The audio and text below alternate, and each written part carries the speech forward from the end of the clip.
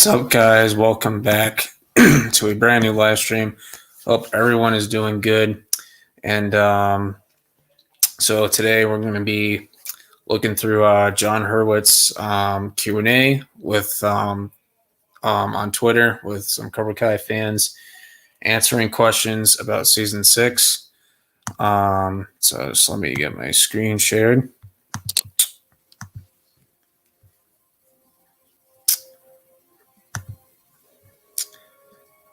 And we'll add Melissa as well. Hey, Bonsai. Bonsai. Yeah, I was so like, I couldn't believe that they did the the Q&A the way that they did. Yeah.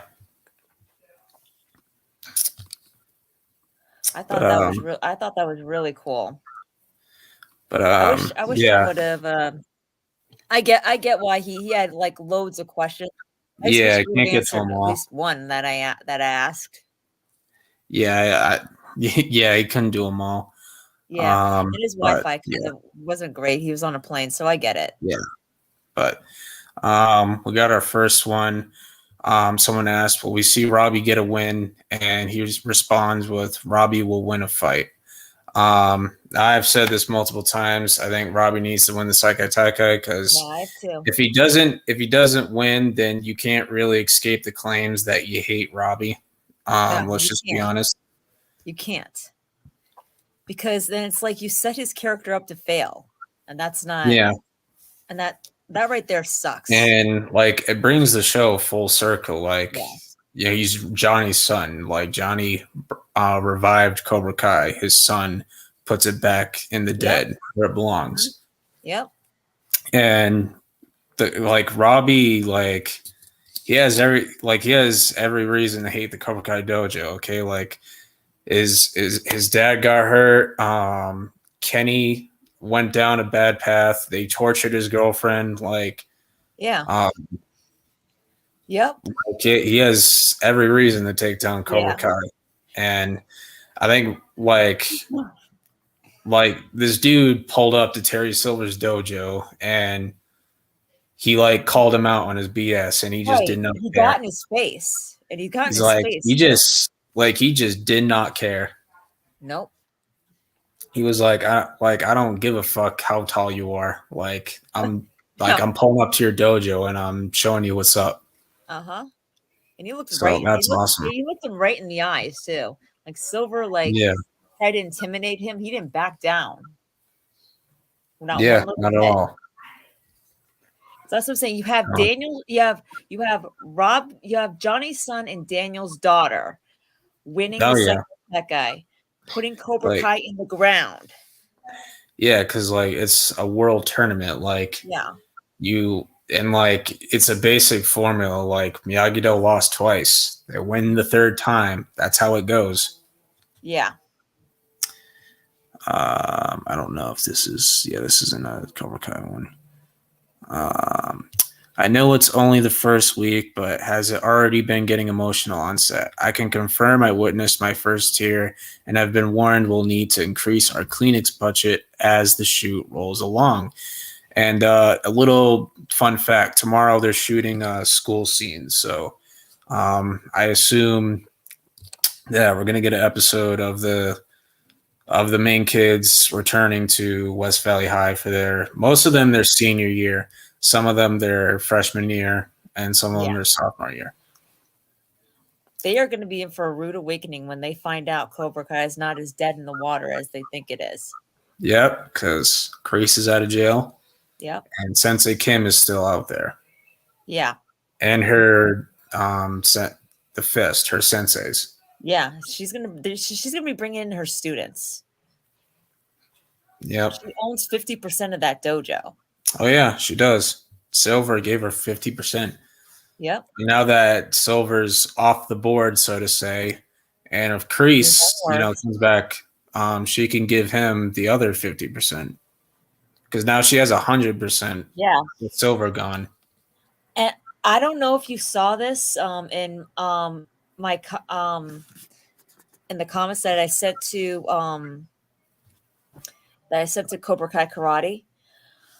Now we all know I mean, I hope that Julie does come back. Yeah. I said to Cobra Kai Karate, now this isn't like the way that they could bring her back, but this is sort of like the idea of how she could come back. Yeah. I said, those Quicksilver methods that Silver teaches. Yeah. Man can't stand, man can't see, and man can't breathe, can't fight. Yep. Really act if you go back and watch the Karate Kid 4, Mr. Miyagi taught moves to Julie that specifically counter all of that. Yes. And I will bet you anything that somebody had to teach Silver those moves. And I'll bet you the reason why Silver named them after himself is because he tweaked them. I'll bet you they're Yeah. permanent. When he learned them, I'll bet you Master Kim taught it to him. Oh And yeah, what for he sure. did, he taught them in a way. He taught them those moves that are he taught them to be for permanent. When those moves are permanent when Yep. he taught them. So I'm betting that Kim probably knows them. And if Kim knows them, then her students know them. And Yeah. they're not gonna and do those moves Silver's way. They're gonna do them Master Kim's way, which means they're either lethal or permanent. Yeah. Because Silver's methods were only temporary. They only Yep. caused temporary damage, but Master Kim's moves more than likely caused permanent damage Oh yeah. or lethal damage. So you bring Julie in and you have her teach them those moves that they're probably going to use at the Sekai Tekai. Oh yeah. And that's what's going to help them survive it. For sure. And imagine if Kim actually, because don't forget, Julie fought Ned blind. Yeah, she did. And she won.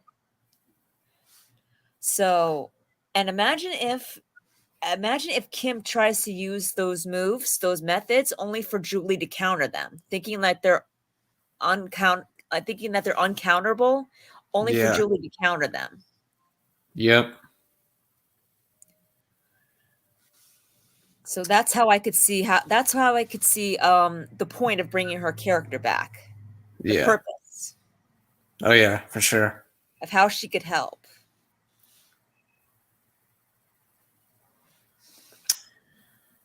See, will characters that haven't interacted much yet get a moment in season 6? On our first day of shooting, 2 characters I love who have never shared screen time had a really fun moment together. Looking forward to more of that happening. Calling it right now, it's Daniel and Tori. Yeah, either Daniel and Tori or Tori and Kenny. No, Daniel and Kenny. Sorry. Yeah. And here's a good one.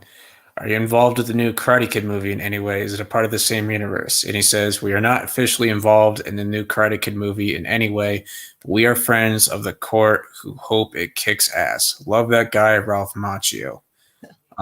So that basically confirms that they're not involved with it. They can send notes if they want to, like that's fine. But they're not involved with it. They're not involved with it, so that's why I have a feeling this movie isn't going to do very good. And as of right now, they still don't have a kid actor, and they're supposed to start shooting 2 months from now. Oh, and they want to get it out in December. Yeah. Oh, and did you hear that they have a new logo? Yeah, I saw that the other day.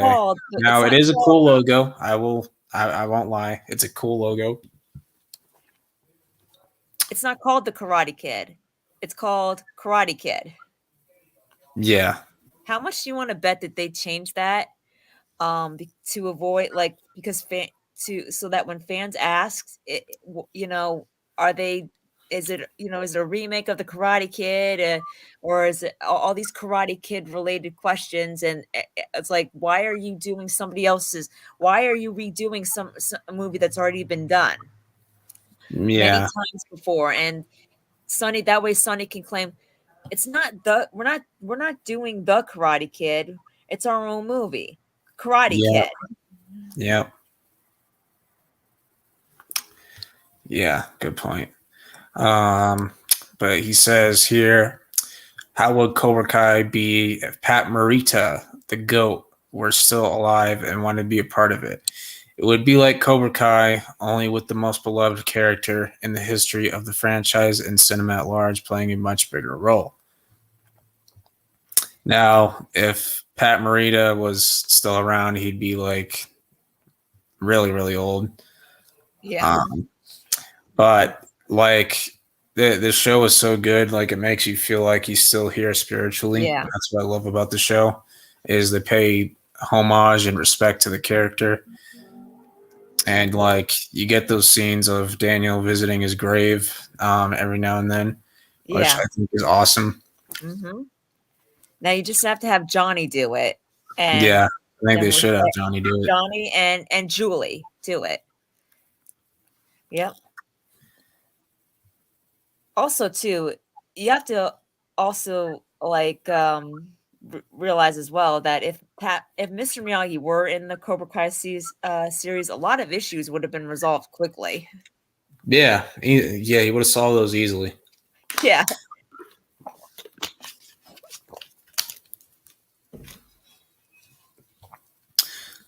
Regarding Seikai Taikai, does it have to be only having under 18 compete? Most karate tournaments are open for adults too. Might explain Williams' training video from the other day.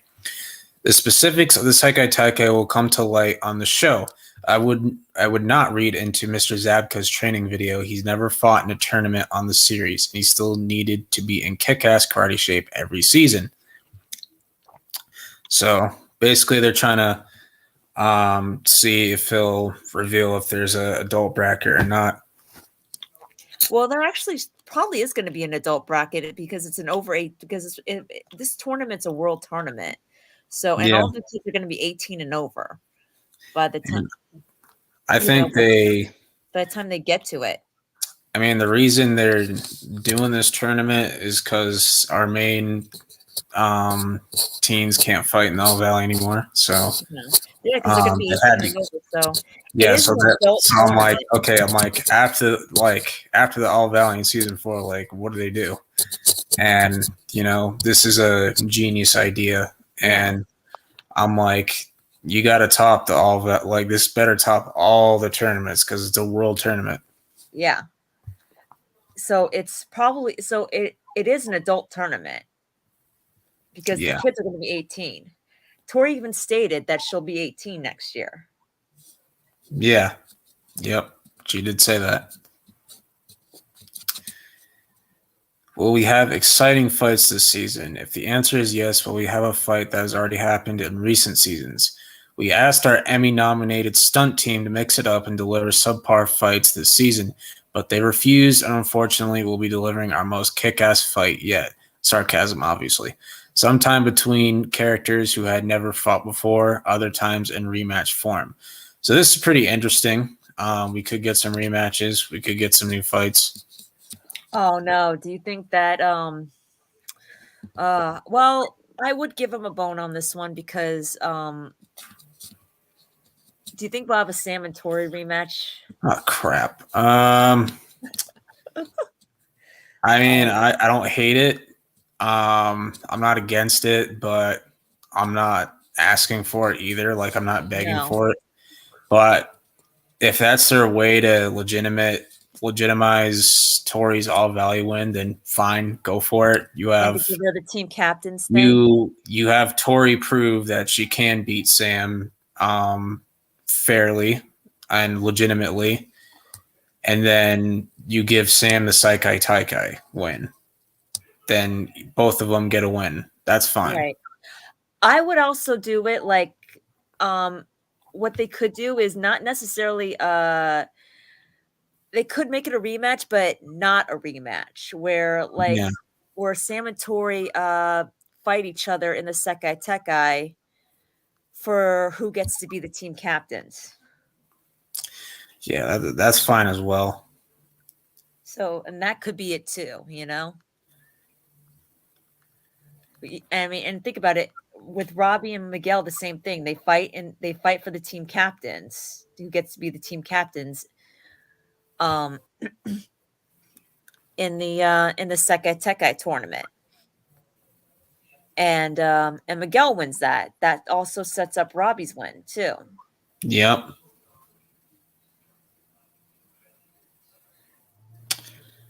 See, hey man, will we get a new gi design for the combined dojo?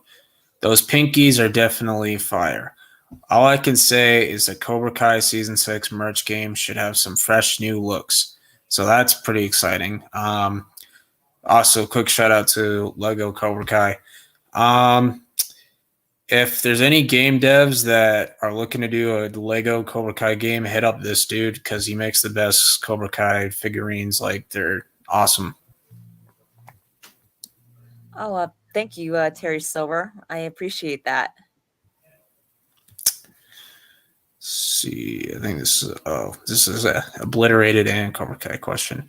My wife and I just finished Obliterated and I loved it. Will there be a season 2? We love the cameos of Cobra Kai actors. Will any Obliterated actors appear in Cobra Kai season 6? You and your wife are good people with fantastic taste in comedy. We have not announced a season 2 of Obliterated yet, but I can confirm that at least one actor will appear who appeared in Obliterated will be in Cobra Kai season 6. I guess that's cool. So we'll have an Obliterated cameo in season 6. Oh, that's cool. Why not? We kind of had a cameo. We had a couple of characters. We had a couple of people that are from Cobra Kai appear as cameos in Obliterated. Yep, Courtney was in there for like 2 seconds, and then Barrett, who plays Young Kreese, was in it. He had a minor storyline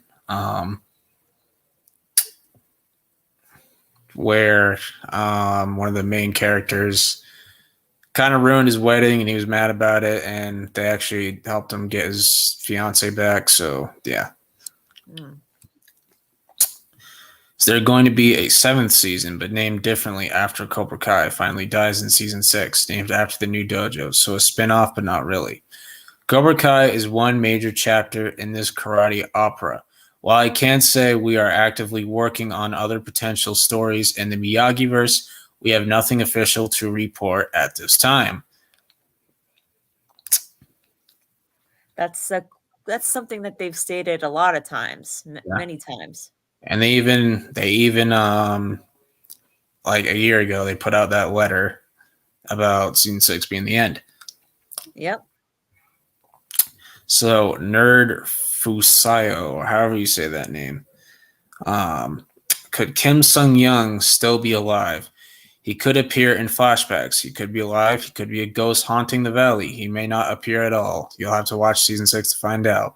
AKA, I am not telling you because that will give out spoilers. Yep. I mean, it's possible that since that Kim Sung-young is still alive, I mean, he's going to be like 150 years old, but personally, I think that we'll only see Kim Sung-young in flashbacks. Yeah, I agree. That the Kim Sung-young that we get introduced to the present is going to be his son. Yeah, I mean, in Korea they could have the same name. Yeah, because think about it too is that Kim is the last name, not the first name. Exactly. So it makes sense since they're very traditional. No doubt Kim would have the no doubt Kim would have her father's last name and her grandfather's last name. So, and also too, you have to think about this. Kim is his granddaughter, not his. Yeah. So that means he has to have a child, and that's a question nobody's really been asking about. Who was Master Kim's child?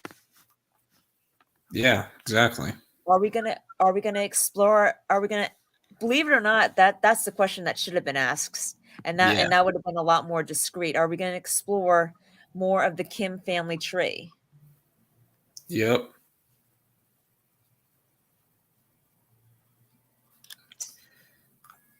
Here's another one. Without naming names, how likely are we to see a new appearance from one of the 4 Karate Kid movies? Thinking about the Hawk, obviously, this Hawk right here. I can't promise the Hawk or any Oscar winners in this photo. I will never give potential spoilers, but rest assured we'll have at least one character from the Karate Kid films return that hasn't yet appeared on Cobra Kai. Now, if y'all saw me on Noah's stream last night, I joked and said Hector. Yeah, if you know, you know. But Yeah, yeah, we know. I'm like, no, I'm kidding. I think it's Julie Pierce. I think she's the last major OG Karate Kid character to bring back because Chad McQueen, who played Dutch, has made it clear several times that he does not want to return. He is a race car driver now. His acting days are over. And if they were to bring him back, it would have been in season 2. That was their original plan, was for him to be with the other OG Cobras. Season 2, episode 6. But he said, no, I'm not interested in coming back. Sorry. So they had to rewrite his character, and his character's in federal prison. So if you were to bring back Dutch, how are you going to get him out of federal prison? You know? I know. You can't have him do the escape, the same escape. And I've seen people saying like, oh, they can just recast the character. Who are they going to recast him with? Jensen Ackles? Like, who are they going to recast him with? And to be honest, it wasn't like they don't recast characters. Like if they can't get the original actor to come back to play them, then they won't bother, you know? Yeah. And honestly, his role wasn't even that big in Karate Kid. Yeah. Like he was just to make the Cobra Kai dojo more menacing. Like, besides Johnny, he was the most aggressive fighter in that dojo. Like Bobby was like the peacemaker. Tommy was the instigator. Dutch and Johnny were the aggressors. Yeah. Honestly, I wish Bobby would have joined Mr. Miyagi and Daniel after. Yeah, that would have been awesome. Because like he didn't want to, like, Kreese ordered him to take Daniel out of commission, and he didn't want to do that. You could tell he didn't want to do that. And when Johnny and his friends were beating Daniel to a pulp after the Halloween stunt, yeah, Tommy was was like, he's had enough, Johnny. Yeah. Yeah. He's had enough.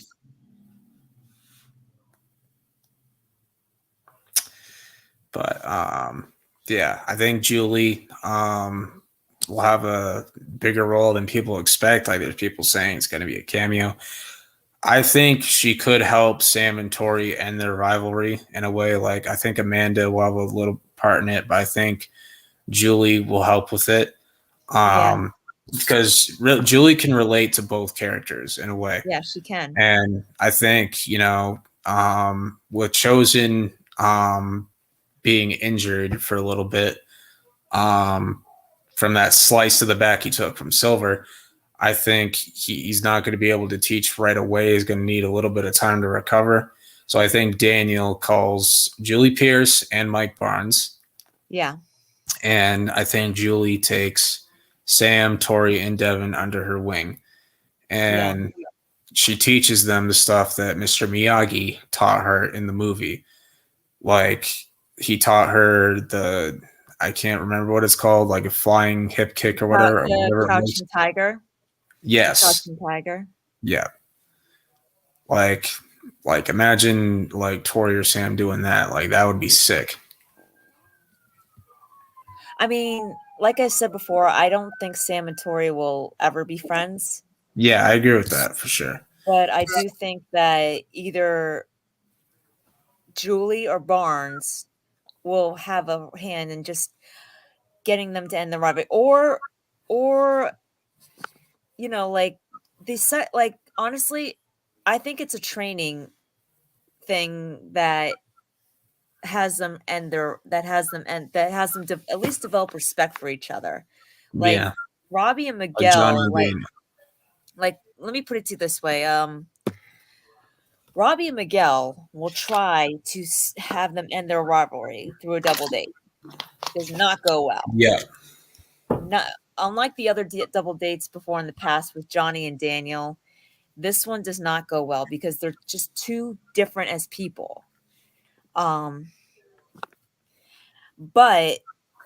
they but the senseis succeed were with with a little bit of help from Robbie and Miguel.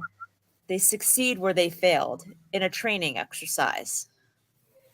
They have them meet common ground through the one they have them meet common ground through the one thing they have in common, karate. And they set them up in a training exercise where they have to rely on each other's skills in order to pass. Yeah. And that's where they develop respect and understanding for each other. They Yeah, may not I respect agree. each other as people, but they'll respect each other for their skills. Yeah.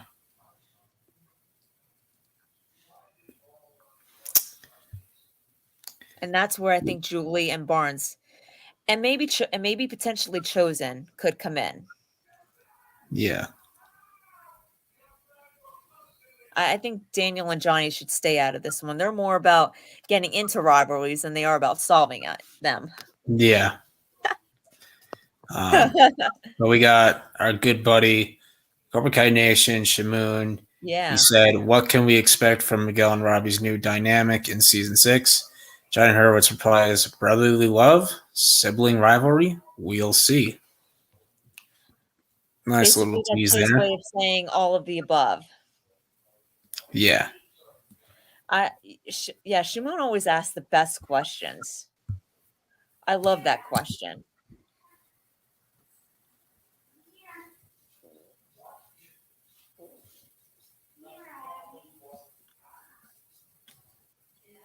I saw your question, Cobra Kai World.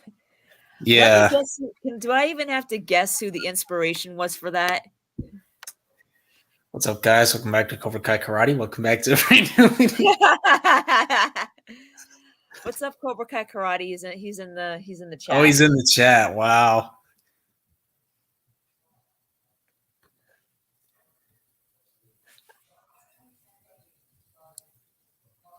Let me see. Okay, he tweeted this out. That was the night before they started shooting. Not only have you been drinking less and eating healthier, my love, I want to live another 60 years so I can see the 80s again. Oh my god. This might be it. Yeah, I think that was it. All right. So,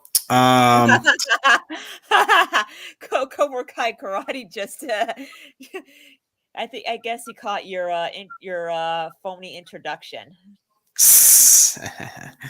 I'll look at it after this, but we got a few Screen Rant articles that I want to check out.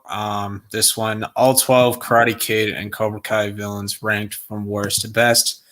So they could be some good rankings. We'll give them credit for that. If there are some bad rankings, then we can just roast them. So honestly, let's check it out. And some of them are good, some of them are not so good. Okay, why the hell is Mitch on here? That's what I mean. That's the one that's not good. How? What? Oh my gosh. Mitch is a villain. Yeah. Oh, Shiver Me Timbers. He's a big villain. Oh my gosh.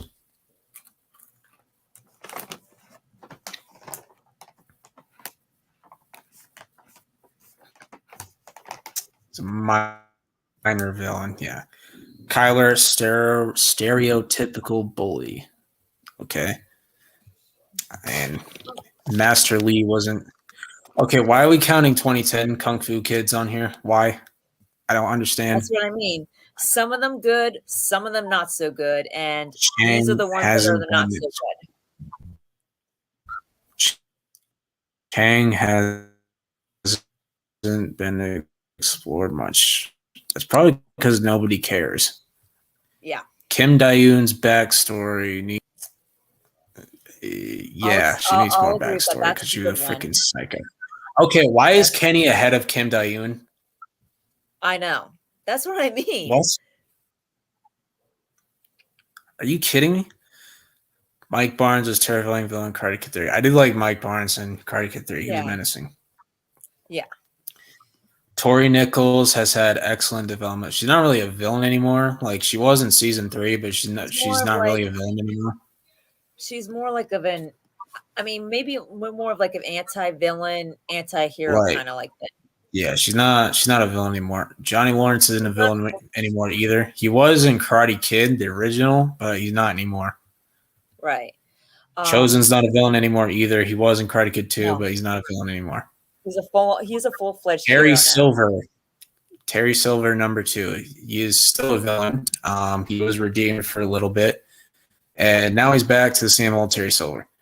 Yeah, except now he's even worse. And John Kreese. I actually agree with this because he is the original villain. Like he is. Like but in all honesty, technically he was the real villain in the OG Karate Kid. But honestly, though, when they bring back Master Kim, they're gonna have to change that list. Yeah, they already have him on Master. No, not probably, because they already have Master Kim. They have Master Kim on Mr. Miyagi's level. They already said he's anti-Miyagi. So you got to have the anti-Miyagi as number 1. You have Mr. Miyagi as number 1 on the heroes list. You have the anti-Miyagi. You have Master Kim as number 1 on the villains list. Yeah. Best win every main character has in Cobra Kai and the Karate Kid movies. And they're still doing that, and they're still doing the Kung Fu Kid. Julie beating Ned Randall. I hate the Ned dude. He was so annoying. Yeah. Mr. Han defeating the bullies. That does not count. I'm not counting that. Dre winning I'm not counting that. Mr. Miyagi beating John Kreese, Mike Barnes, and Terry Silver in Karate Kid 3. Oh, yeah. He did not get hit with guns. I know. He not didn't one. even. That actually gets they didn't even land a hit on Miyagi. Like not one hit. Higher. That deserves to be higher. Like Miyagi threw Mike Barnes to the. He threw Mike Barnes to the wall, turning off the lights, and he pretty much just whoa. I know, seriously. And Mr. Miyagi was even Miyagi puts him on his ass, and he's just mocking him. Whoa. I'm like, what the heck is that? Too. Daniel's win against Terry Silver should be a little higher. Yeah, it should. That's fine. Mr. Miyagi and Daniel's wins should be higher than they are. Yeah. We got Johnny defeating the karate instructors. Season 5. That should be higher. I think this was in Silver's. Dimitri beating Hawk season 2. Yeah, with that kick, yeah. I mean, okay, that was pretty cool, but it Robbie was beating Hawk at the mall fight. Yeah, Hawk defeating Robbie at the All Valley, season 4. Well, he didn't actually. Oh yeah, season 4. Tori's final point against Sam at the All Valley.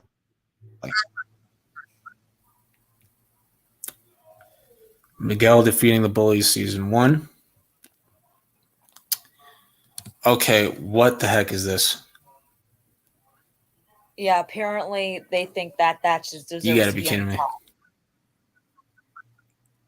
Kenny Payne beating Hawk in season 5 over Miguel beating Kyler in season 1. You got to be kidding me. You can't make this up.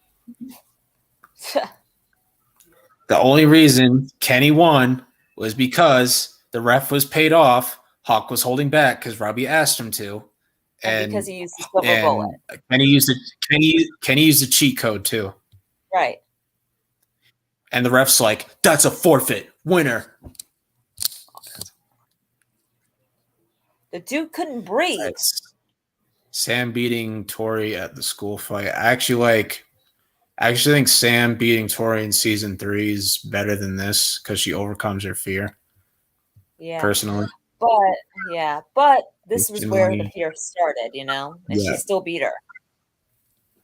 Chosen initially defeating Terry Silver is number 1. Okay. Now that actually I actually do like that, because I actually would That's agree fine. with that, because like they use weapons in that fight. Yeah, like Silver took out the sword. And let's be real here. Yeah. Silver cheap shotted Chosen, but Chosen had Silver. Like he had him down on the ground. I'm gonna get into one He would more. have finished him Yeah. if he hadn't gotten distracted. I don't know. Do you think Chosen, if he, let's say if he didn't get distracted, would he have killed Silver? I mean, Silver said, like, I was meant to die on the battlefield. Do it. But I mean, like it was more like a taunt, but was like, I mean, we all know Chosen's not afraid to kill. Yeah. So, I mean, maybe he would have done it to protect Daniel's family, maybe. I don't know.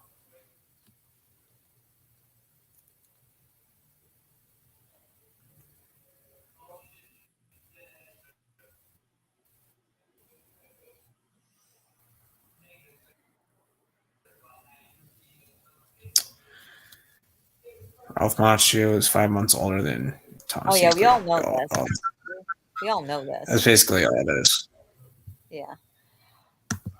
I mean, I don't know. I think Sam still has like a very mild fear of Tori. I don't know. What do you think? Yeah. I mean, maybe a little bit, but I don't think she fully recovered from that school fight. I don't. let's see. I don't think she'll ever really fully recover from that school fight. Yeah, Yeah, that's that's why I was laughing. Yeah, I can't see the chat while I'm looking at Twitter and Yeah. articles, so I have to go back. Yeah, no, I understand. Man. That's what I'm saying. That's why I was laughing. Oh yeah, I forgot to mention this as well. So Sholo said on Low Lobos, episode 1 is being rewritten. That's interesting. That actually doesn't surprise me, because they've had a lot of time. They've had a lot of time. With the strikes and stuff. So Yeah. it makes sense that they would go back. And plus, I mean, I even mentioned this when Watch Party did a video on it, that they could go back and set up maybe like an Easter egg that foreshadows Julie's appearance, or foreshadows Master Kim, more of Master Kim's backstory in future episodes.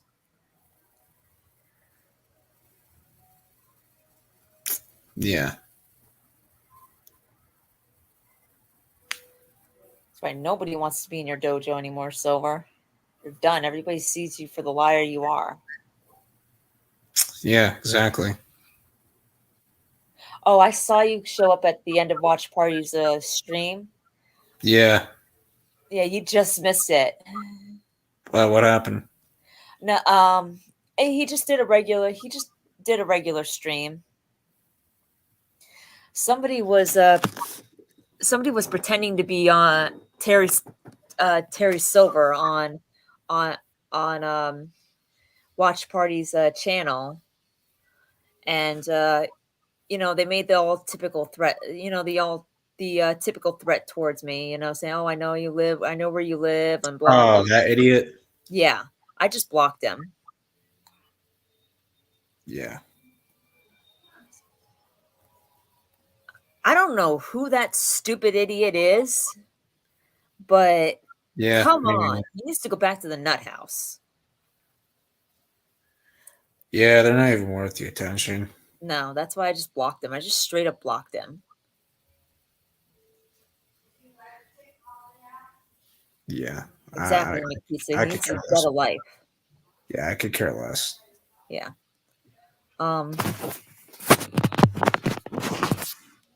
But yeah, it was just a typical stream. Yeah. Yeah, but so yeah, I really hope Julie does come back. Yeah, me too. Like, we need her back.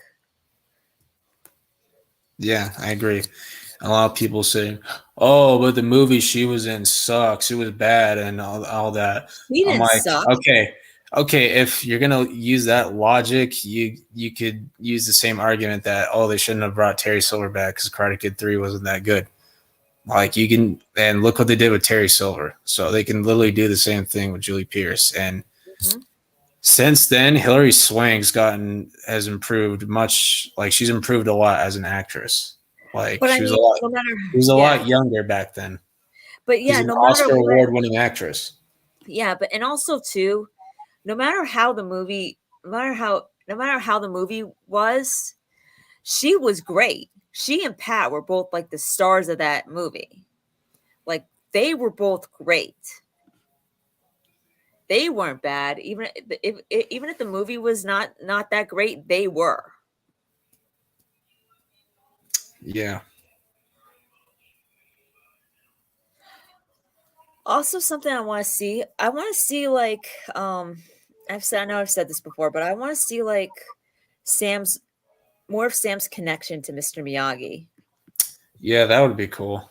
Because then it would explain why she quit karate for a while. Yeah. I think his death had a lot to do with it. I think she Yeah. really looked up to him and And admired him. Daniel stopped doing it too. He was like focused on the dealership until Johnny brought back Cobra Kai. Yeah. And then all of a sudden, see, that's why I still think that Sam still has her fear of fear of Tori, Yeah. like it's like all it took for Daniel was Johnny bringing back the dojo and everything just started flooding back to him. Yeah. And all it took was Terry Silver showing up and all of a sudden all that fear, everything just started flooding back to him again. So it's kind of like I think Sam still has that fear, even if they don't necessarily, even if they're just showing it through like her anger now, instead of her just like her being afraid. I mean, you kind of get what I'm saying. Yeah, I gotcha. So it's like, in the fact that Tori has shown no remorse whatsoever, also kind of like adds to that as well.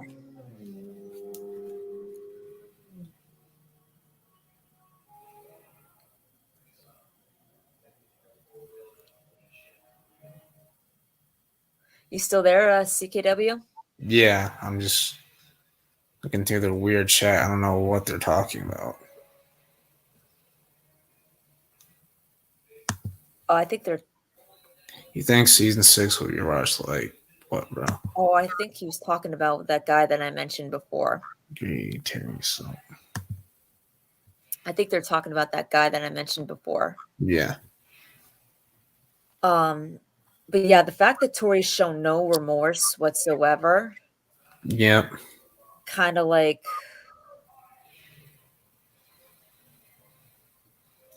Yeah, I can see why that bothers people. Yeah. I mean, say what you want about Sam. I mean, yeah, she does owe Tori an apology, but at least she showed remorse. It's not as bad as, I mean, what Tori's done isn't as bad as, sorry, my bad. What Sam's done is not as bad as what Tori's done. Yeah, because I mean, when you look at their actions, when you compare them, whose actions were petty while whose were illegal? Like Sam's actions are more like petty and bratty, Yeah. like Tori, like her actions could have landed her in prison. Yeah. And I mean, she definitely does owe Tori an apology. There's no question about that.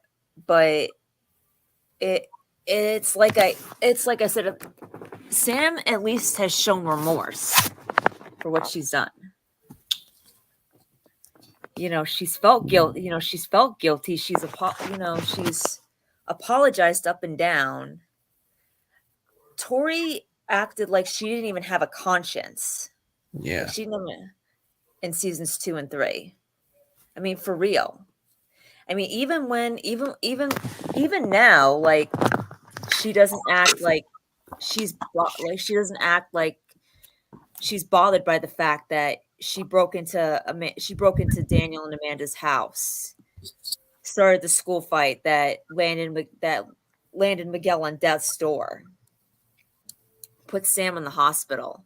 I mean, like she just showed up at that she knocked on the house, and she knocked on season 4. She knocked on she went to the Russo's house, and she acted like it was the toughest thing that she had to go through.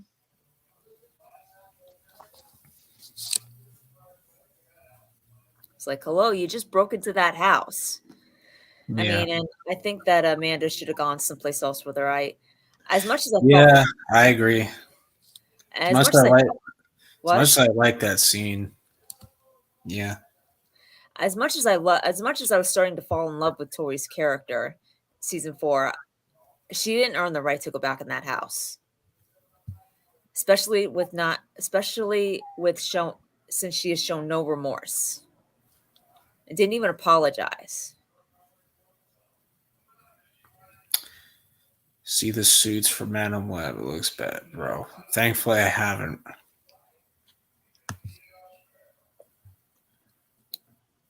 Even in season 4, she didn't take responsibility for her actions, not even to Amanda, and blame Sam for everything.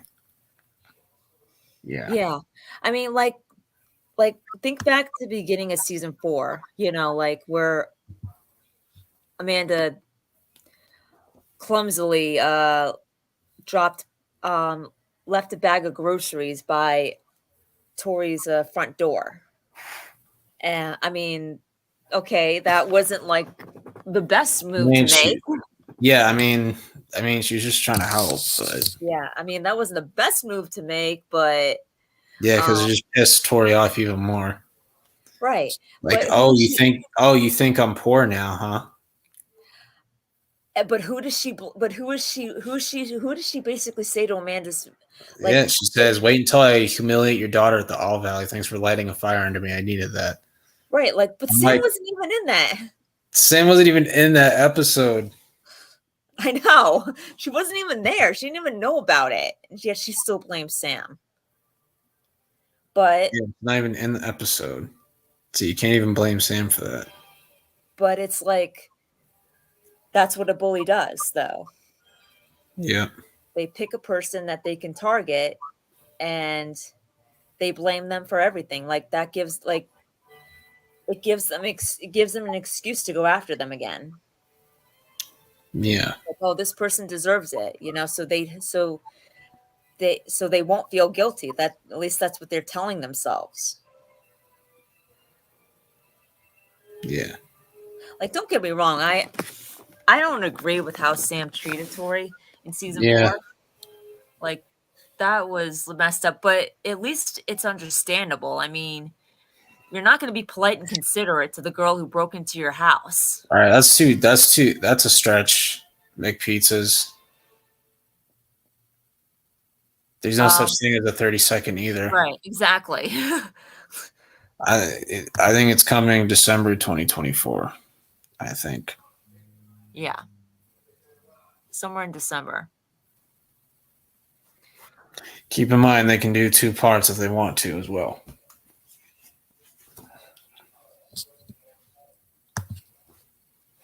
Right, exactly. There was a deleted scene. Yeah. In a deleted scene for season 4, Sam even told Amanda not to confront Tori when Amanda saw her scars. Yeah, I remember that. And Amanda still confronted me. Yo, what's up, Ben? Hey, what's up? See, that just also drives my point further that Amanda, this is where I see Sam's point. Amanda will listen to Tori and her problems, but Sam tells her something and Amanda completely ignores her. And does the exact opposite. That is kind of weird, actually.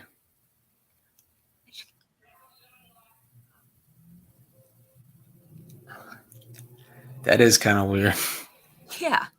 But see, that's where I understand where Sam is coming from in this scene. Like yes, I will admit Sam has it way easier than the other teens do. Way easier, and she's very, very lucky. Very lucky, luckier than she knows. But at the same exact time, though, everybody to the naked eye, it seems like Sam gets what she wants, but in reality, nobody's ever even asked Sam what she wanted. Oh, God, no pizzas. Don't bring that up. Oh, man. No.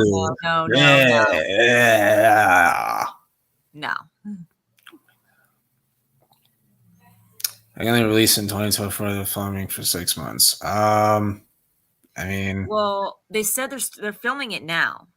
Well, they're filming. They're doing it right now. Yeah. So which means they'll be done by like June or July, and then they can start post production. Then there'll be the editing, and then start post production, promote it, and release it in December. No, I do not make pizzas. Be quiet. Yeah, but I actually threw up in my mouth when I watched that scene for the first time. I was like, ugh. Yeah. I was like, oh no.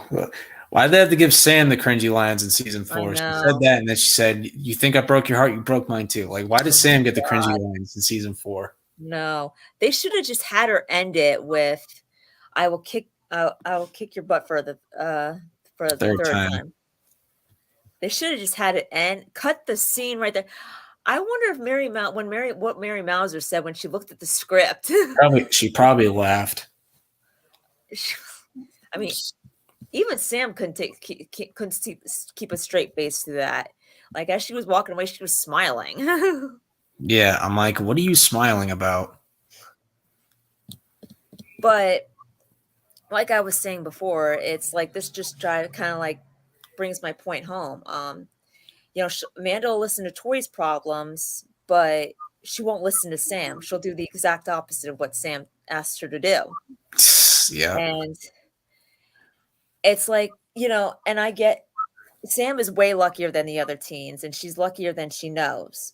But it's like, to the naked eye, everybody complains that Sam's a spoiled brat and that she gets everything she wants. And like, has anybody ever really asked Sam what she wants? No, they haven't.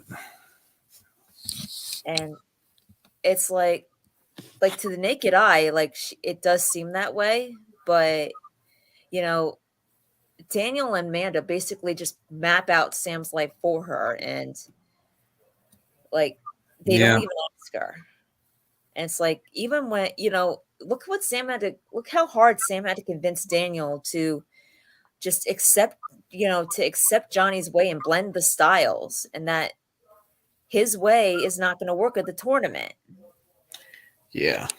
Especially when you have your star student teaching the Cobra Kais every move that you taught him. You really just gave away your playbook, dude.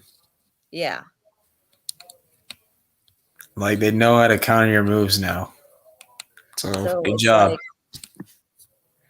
So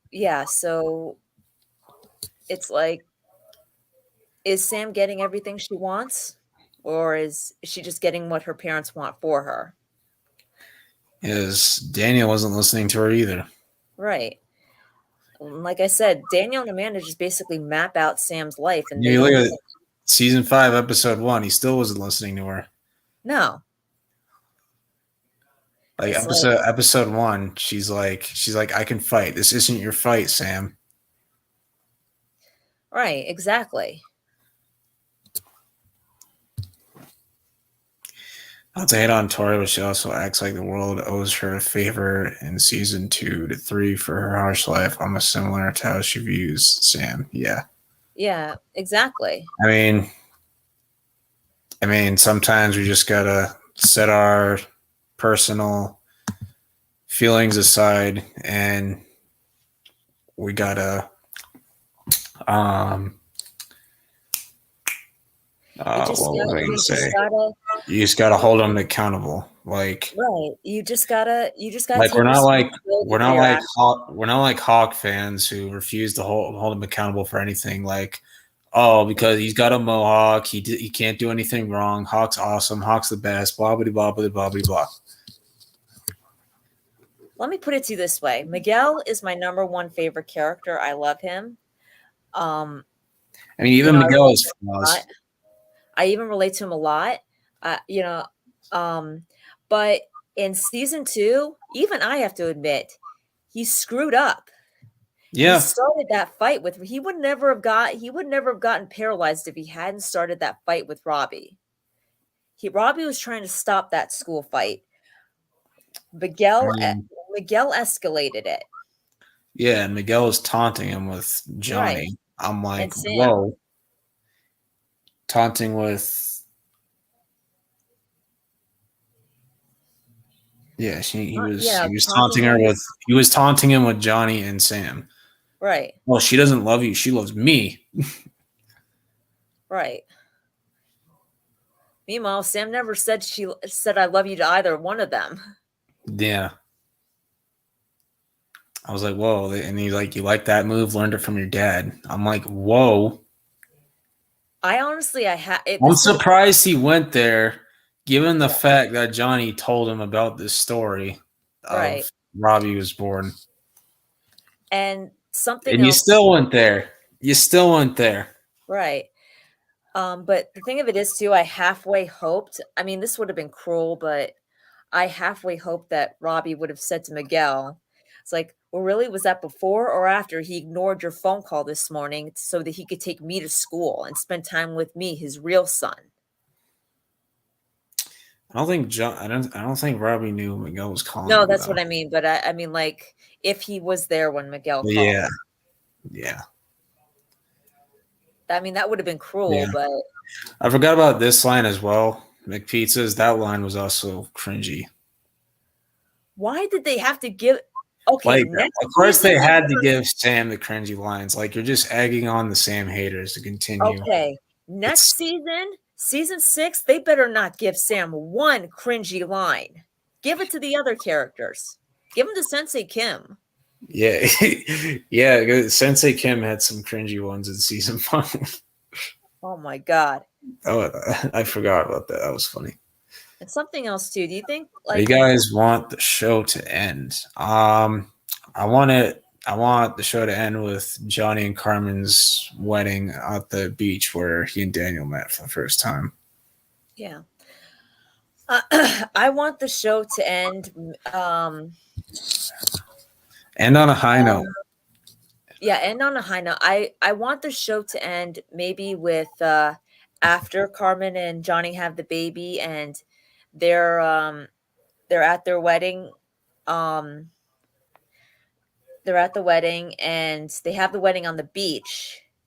And after the wedding ends, everybody, their kids, their wives, they all go to the beach and Daniel and Johnny realize where they're standing on a certain part of the beach, and they see and Carmen comes up with the same radio that Allie had, and Johnny was like, this is where it all started, and that's where it all ends. Yeah, that would be awesome. Only this time nobody breaks that radio. Yeah. Nobody runs that radio over with a motorcycle. Yep. Oh, brother. This is what I'm saying. Uh, Give don't give Sam any more cringy lines. Jeez. yeah, because the Sam haters are just going to continue even after the show's done. I mean, and this is halfway. Why I hope Sam also wins the Sekai Tech. I just Yeah. like Just shut up those Sam haters. right. It's like, I mean, yeah, Robbie deserves it a little bit more, but Sam also deserves it too. It's not. Yeah. I mean, maybe it hasn't been as bad, but Sam's also been screwed around by Cobra Kai as well.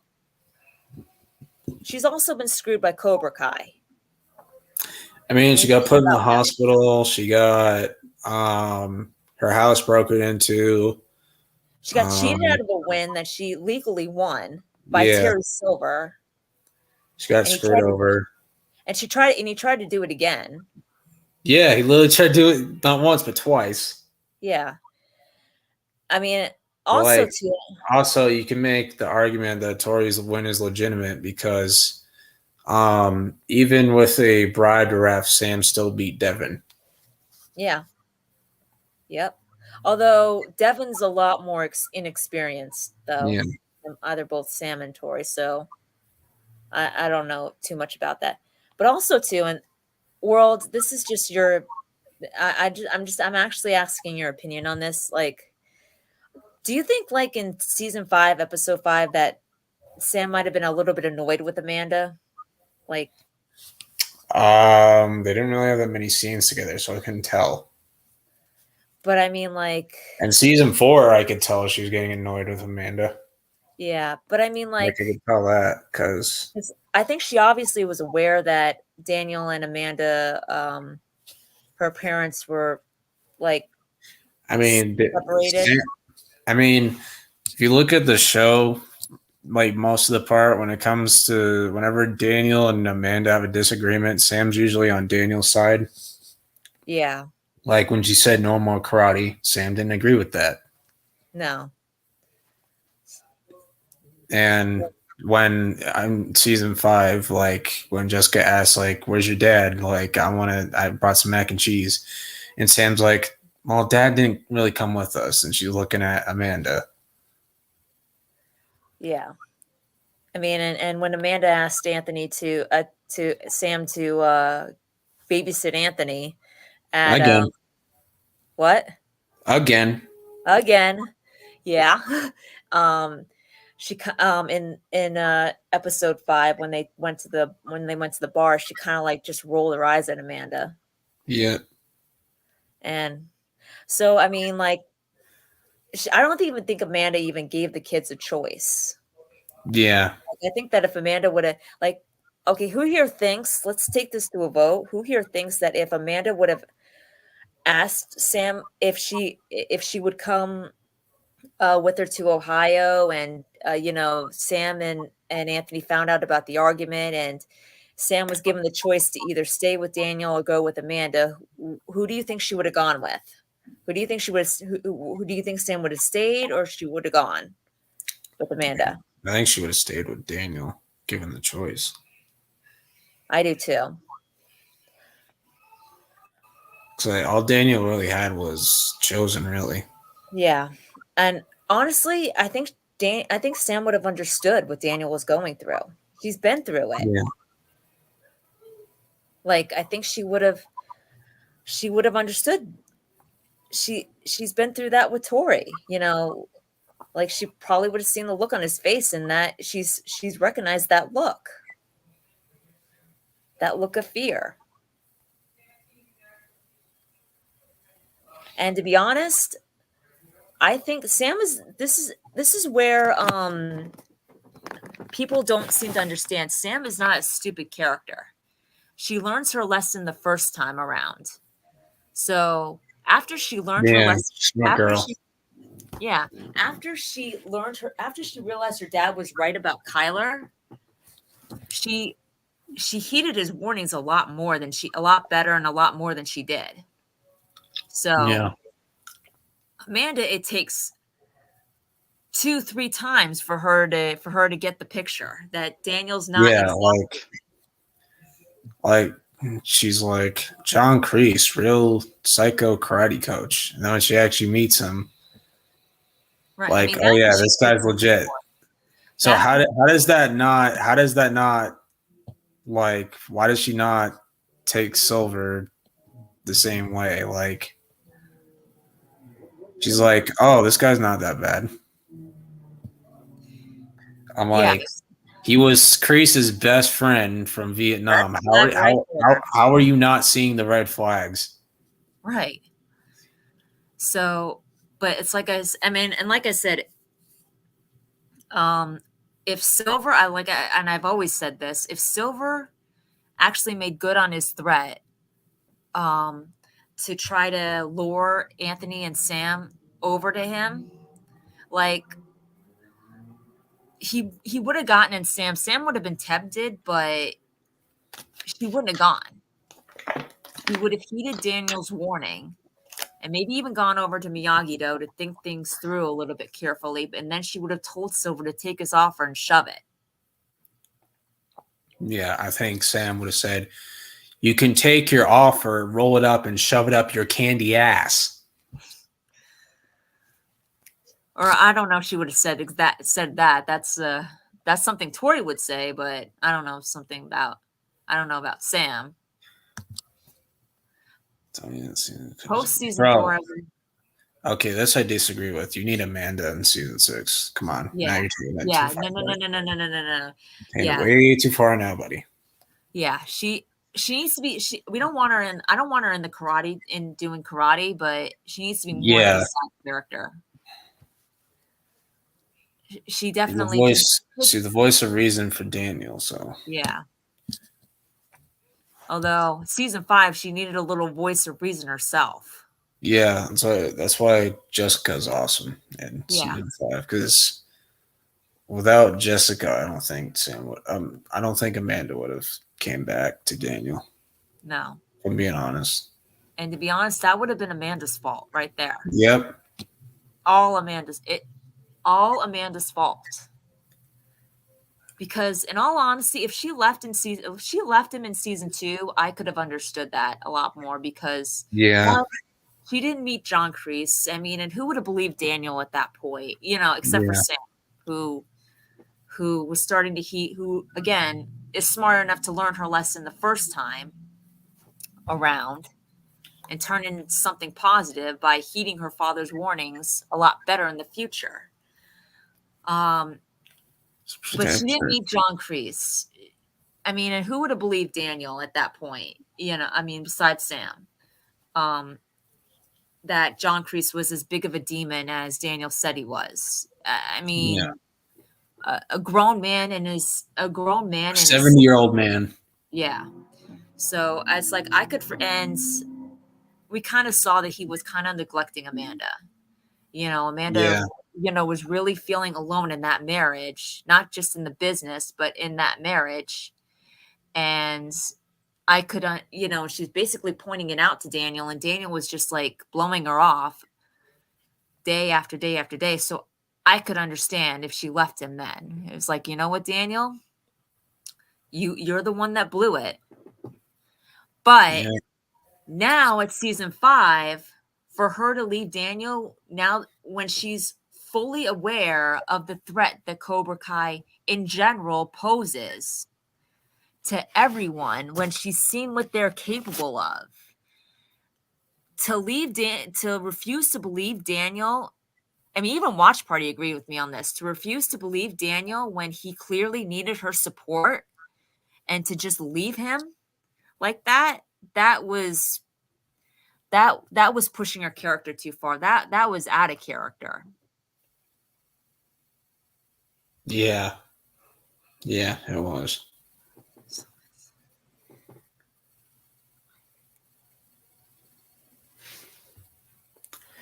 My least favorite character is Mitch. I'll even take Kyler over him. Like, yeah, Kyler's a douchebag, but Mitch is just an idiot. Yeah. I mean, he's actually... Unzips his jacket. I'm in Cobra Kai. Oh, my God. We don't have any chicks. No offense, Sam. He had no chance with Sam. Yeah, that's a fact. And not only that, he couldn't even get the girls at the party. So what makes you think he's gonna get Sam? Like, come on. Honestly, Lou is even better than Mitch. At least Lou is loyal.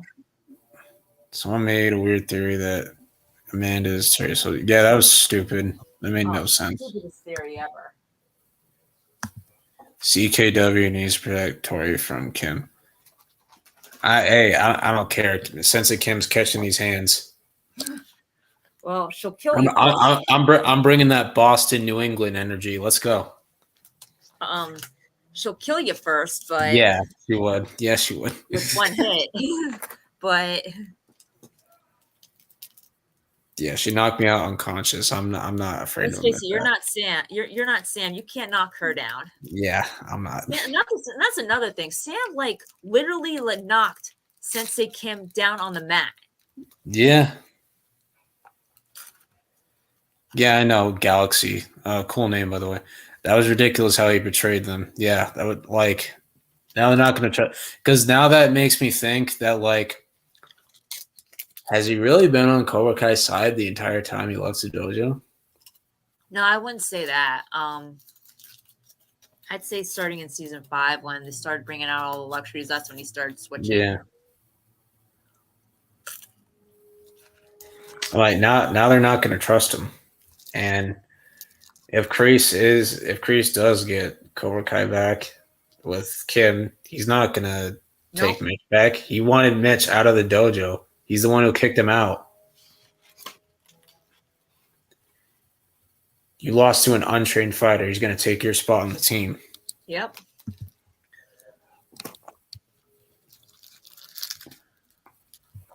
Yeah, we might get one more Silver versus Daniel thing. We may, yeah. I don't know. It depends. I think the moment Kreese was out of the picture and seeing Mitch made the choice to go back to Cobra Kai.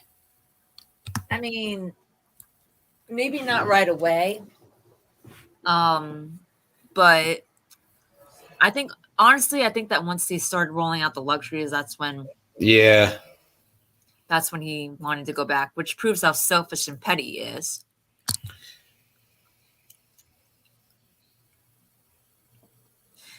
Yeah. It's kind of like giving him the silver treatment. His redemption arc in season 3 to 4. Yeah, it kind of just makes it pointless. Yeah. But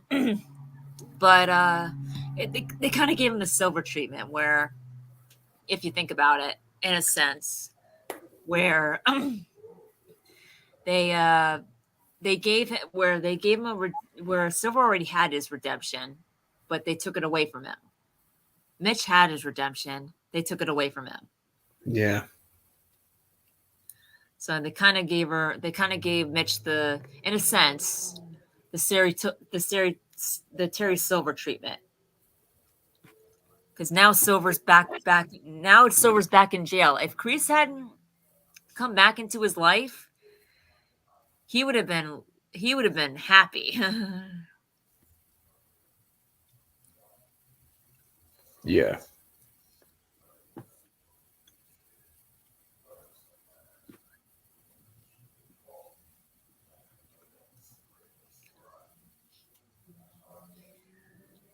He would have been living the high life.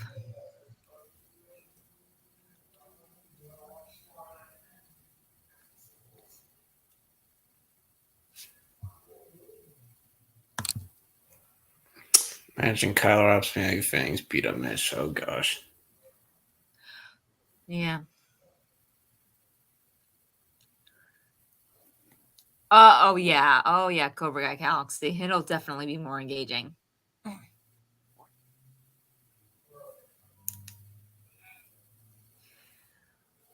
McPizzas, Kyler can join Miyagi Fang after Sam kicks his butt. Yeah.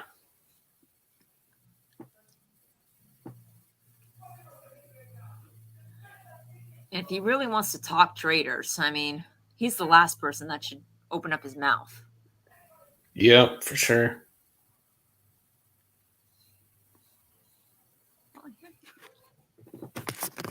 Oh, yeah. Something else too, with talk about Amanda's being more than a side character, and just be something that the kids can turn to for problems outside of karate that exist outside of karate. I kind of would hope. kind of hope to see maybe some more mother-daughter bonding moments between her and Sam. Yeah, you that'd don't be really cool. have any of those. I mean, imagine if Sam's like sees Tori and Amanda bonding and Tori having this connection with her mom that she doesn't have. And you think that could make Sam jealous a little bit? Wait, say that again? I said, imagine if Sam sees Tori bonding with Amanda and like having this like connection with her that Sam can never have with her mom. And like, do you think that'll make Sam like jealous? Yeah, I mean, if I was in Sam's shoes, I would be. Yeah. And which I could see happening because Tori and Amanda are alike.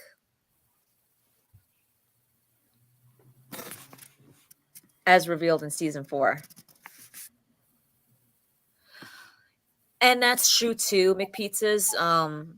Like Sam may feel guilty for feeling jealous, but that doesn't mean that she won't feel jealous. I mean, and that's like a normal, like that would be a normal thing too. Like she'll feel guilty for, like she won't want to feel jealous because she'll understand Tori's situation. She now understands Tori's situation, but at the same time, she just can't help but feel a little bit jealous. It's just like a feeling that you can't help. Even if you don't want to and feel guilty for feeling jealous. Right, Cobra Kai world? Yeah.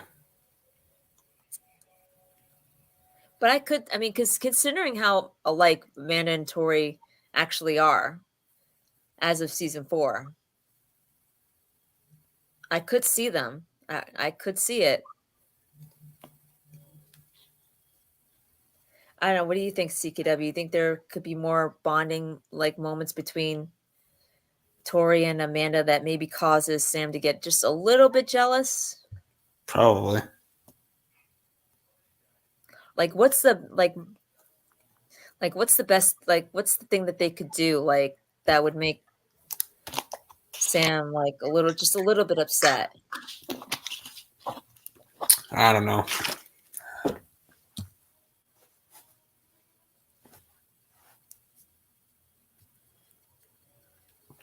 Sam's not going to be jealous because she knows Tori's mom isn't doing well. Yeah, that's a fair point. It is a fair point. And maybe she won't be. Yeah, maybe she'll be okay with it. Yeah. But at the same exact time, though, you have to remember this is a karate soap opera Yeah. drama. So you can't really change your feelings. Yeah. So it's like, and like I said before, Sam may not want to feel jealous, even feel guilty for feeling jealous and just keep her mouth shut and not say anything. But at the same time, just inside of her, just feel a little jealous. Yeah. And before anybody says anything, no, that would not make Sam a bad person. It would only make her a bad person is if she let those feelings cloud her better judgment and threw it in Tori's face.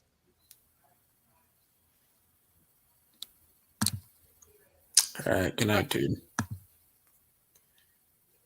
Kind of like Johnny was jealous, Daniel training and bonding with Miguel back in season 4. Yeah, it's just more understandable.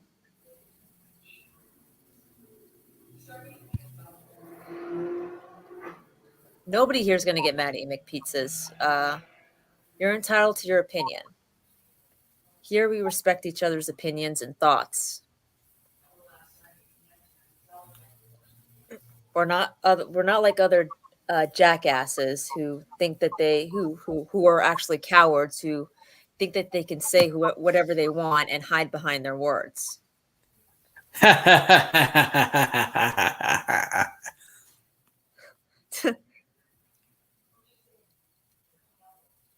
So you can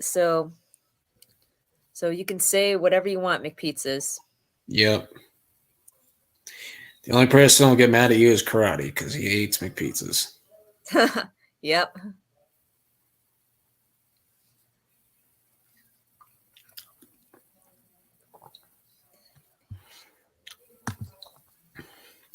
Gotta humble him first by having Sam whoop his ass. Yep. But honestly, and this is just the truth, I think Kyler's just going to go back to his wrestling. I don't think he's going back to karate. Yeah. I honestly don't. It's just, it's like there's no, except for Sam to kick his butt, there's really no point for him to join any dojo. Yeah, it really isn't.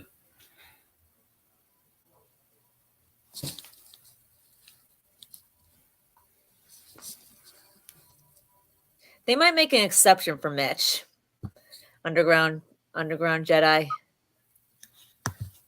Yeah, I don't think Daniel and Johnny would approve their students beating up Mitch. I think they would make he kind of deserves it. I think that they would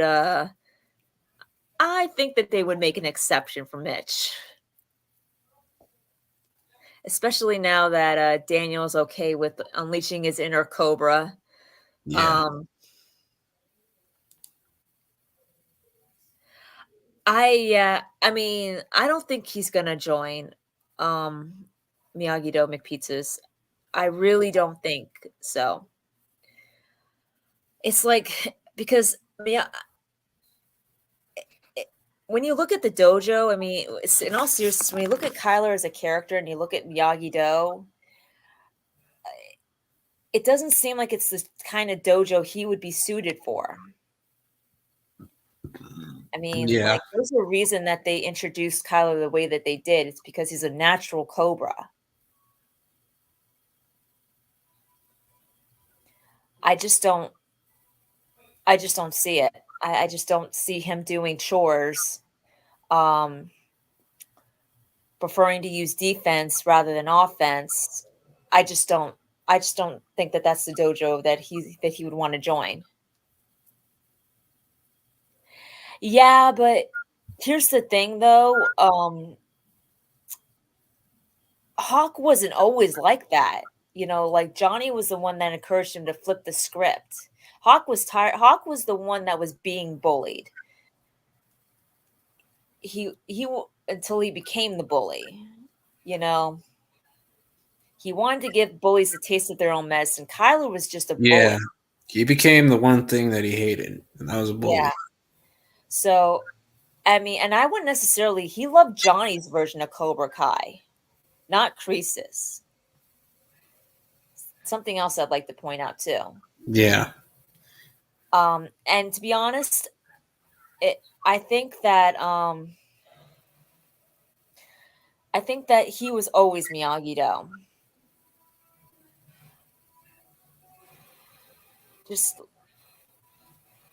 I think that he was always he just like when you look at it like his character like he was always Miyagi-Do. Are you watching TV while we're doing this? Are you watching TV while we're doing this? No. Because I heard the stop, drop, and roll. Oh, that's coming from the other room. But I mean, Hawk was either to me, he was either Eagle Fang or he was Miyagi-Do. He was never Cobra Kai. He's not a natural fighter. He's not what Kreese would say, a born fighter. Kyler's a born fighter. Hawk, not really. Eli, not really.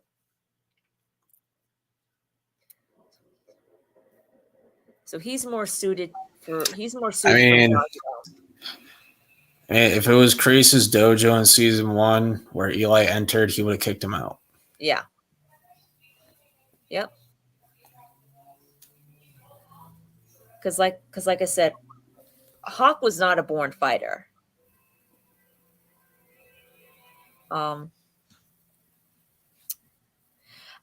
Actually, I mean, yeah, that would be cool, but I feel like if they did a Sam and Barnes kind of like thing, it would just be a repeat of Sam and Johnny.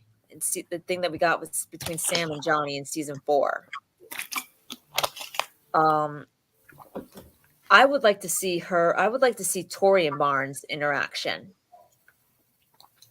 Yeah, that'd be fine. I don't see really Sam bonding with Barnes. I think that he would Man, be they even. might have a small interaction, but nothing serious. I see her bonding more with Chosen. Yeah. Chosen or Julie. Sam bonding with either Chosen or Julie, while Tori bonds with Barnes. Or Chosen. Either one, because they already set like that. Like I said, that was my favorite part. That was. I felt like they set up Tori and Chosen. Yeah, I don't know.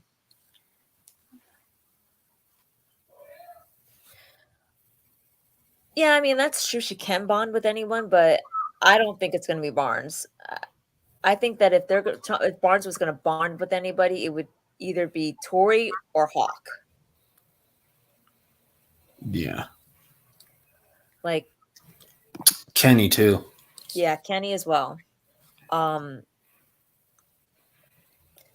But I feel like they already did they already had her bonding with John. They already did her bonding.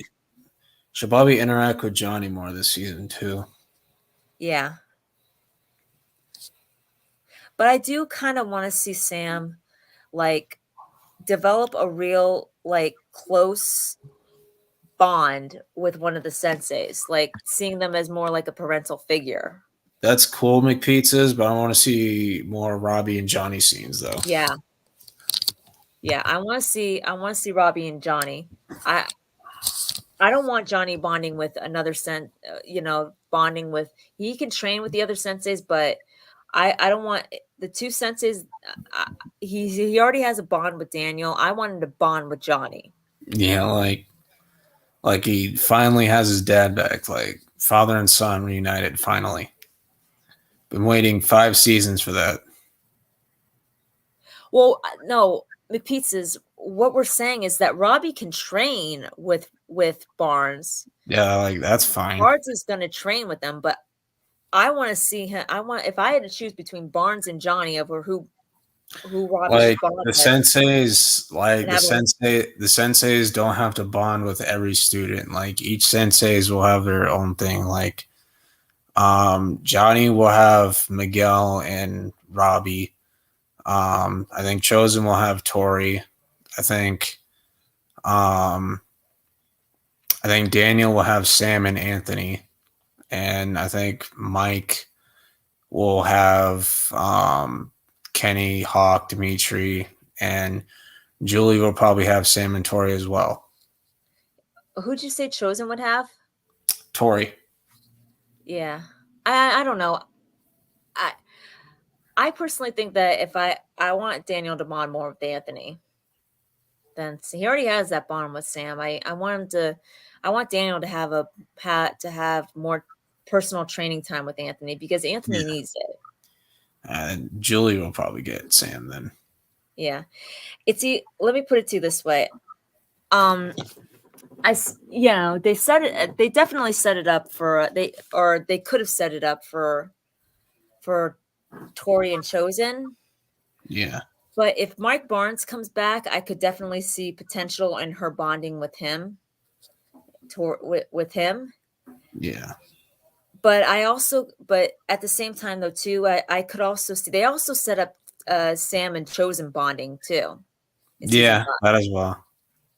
So I actually kind of would prefer it if like Sam started seeing Chosen as her like uncle figure. Like, come on, like give Sam one of the senseis to think of like as a parental figure in her life. Yeah. Like that close bond. Like even if it's like an uncle figure. You mean Daniel had Mr. Miyagi as a father figure. Miguel had Johnny as a father figure. Tori found a mother figure in Amanda. Robbie found a father figure in and Daniel, even though and the thing to look at it too is that he still has his father around. Give Sam someone to look up. Give Sam to someone to look up to and admire like that. Yeah. I get that she's got Daniel, but it's like, it's like we've said before, like Daniel and Amanda don't really listen to, don't really listen to Sam, and Sam needs, it would be nice to Sam to have a parental figure that she can talk to, that would listen to her.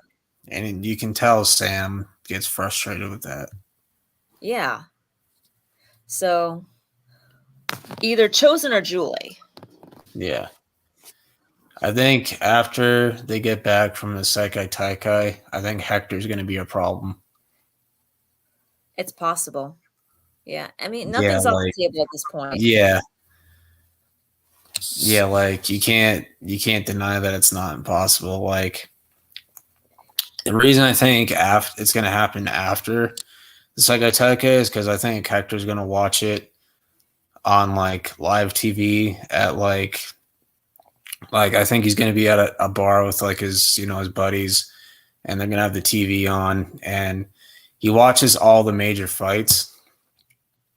That's why he said, "Oh, you're a karate champion in California. How come I've never heard of you?" So I think he'll be watching it on the TV because Terry Silver offered the Seikai Taikai committee like huge sponsoring and stuff because Silver's rich and all that. Yeah. So like Silver will probably get out of prison and he could still sponsor them if they allow it. I don't know, but they get the All Valley Committee got bigger funding, so I think Seikai Taikai Committee can get a bit better funding. Yeah. And they'll probably have a broadcast on like ESPN, so Hector could be watching it in the bar with his buddies. And when like Miguel's getting ready to fight, it says his name and he recognizes Miguel, but then the last name Diaz, and he's like, where have I heard that before? And the camera pans out and he sees Carmen and Yaya sitting in the audience, and he immediately recognizes them, and he puts two and two together. Oh, I see what's going on here. Mm-hmm. It sounds far-fetched, I know, but it is far-fetched, and it's no far-fetched than, because I also think that Hector could, in a way, like use Sam to get to Miguel. Yeah. Yeah, I know that's also far-fetched. And I've seen the Kings talk about it on one of their older streams. Like I think Shamoon brought up that idea where Hector pretends like his car breaks down and Sam just happens to be nearby, and like he plays the nice guy and all that, and he tricks her to take her to her house or something, or take him to where Miguel is or whatever. Mm-hmm.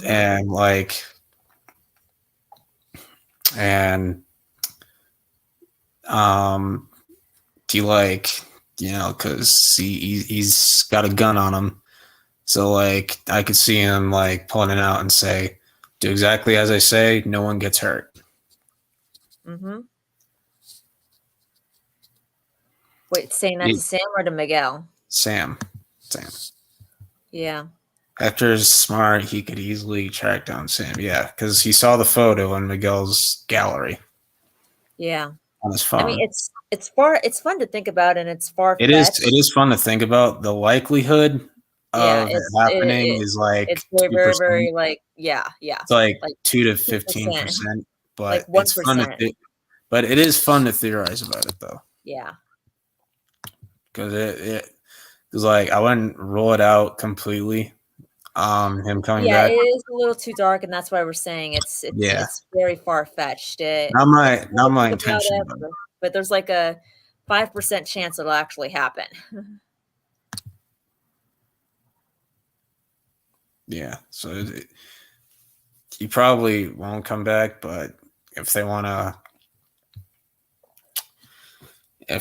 to bring Miguel's arc full circle, that's one way they can do it. Yeah. I don't care if Hector comes back or not. I just want Miguel's arc to be completed in the best way possible. That's all I care about. Yeah. Yeah, same. Yeah. And the show started with him. Yeah. How do you see I mean, we all say that Sam and Robbie should win the Sekai Tekai to bring their arcs full circle. How do you see Sam's arc going in season 6? For her to feel like it's an earned win if she does get that Sekai Tekai. I guess just trains hard, I guess. I don't know. Well, not like train, but I'm not talking about like train, but I'm talking about like on a personal level. Like where her win really where that win where it feels really earned. Not just because she's Daniel's daughter. Yeah. Yeah, I want her to break out of Daniel's shadow because you notice Daniel calls her LaRusso 2.0. She doesn't like that. Even Amanda calls it. She doesn't like being called that. Even Amanda called Sam his mini me. She doesn't want to be defined by what her father did 30 years ago. Mm-hmm. Like people recognize her. Oh, that's Daniel's daughter. Oh, that's Daniel's daughter. She wants to cement her own legacy. Yeah. And how kind of in season 1, she was also doing that as well, but she was trying to be more like her mom, like the way her mom wanted her to be. Yeah. But it's that wasn't you could tell she didn't really even like that, Yeah. That wasn't who she was. Yeah. I'm gonna compare it to something. I don't know if you've ever watched Girl Meets World or whatever. Mm-hmm. But there was an episode where Riley where everybody recognized her parents because they were well known in the town that they lived in or the city that they lived in or whatever, and there were scenes where she felt like she would never live up to her parents' success, something like that. And there were 2 scenes where she runs into her mom and she leaves, and lady goes, now if that's your mom, I could understand why. And then she's like, oh, I'm so sorry. And then the same thing happens with her dad. So it's kind of similar to that, but not really. Yeah, it is kind of similar because she felt like she lived in both of her parents' shadows. What's up, Tristan? What's up? Hey, Tristan. Okay. I don't think they'll do that again. I actually think Tori's going to be the one who gets injured. Yeah. Because every tournament, somebody gets injured. Season 1, it was Robbie. Season 4, it was Miguel. Season 6, I think it's going to be Tori this time. Yeah. Yeah, I do too. And you can have it where Tori weakens the Sensei Ken's female fighter for Sam. Same thing with Miguel. Hey, I've laid out your groundwork. Go get your win. Yeah. Yeah, we already know that, dude. Yep. I mean, and like I was saying before, season 1, Sam just seemed like she was trying to be more like her mom and less like her dad. But it was kind of she didn't even really like it. It just wasn't her, She was trying to be somebody she wasn't. Yeah.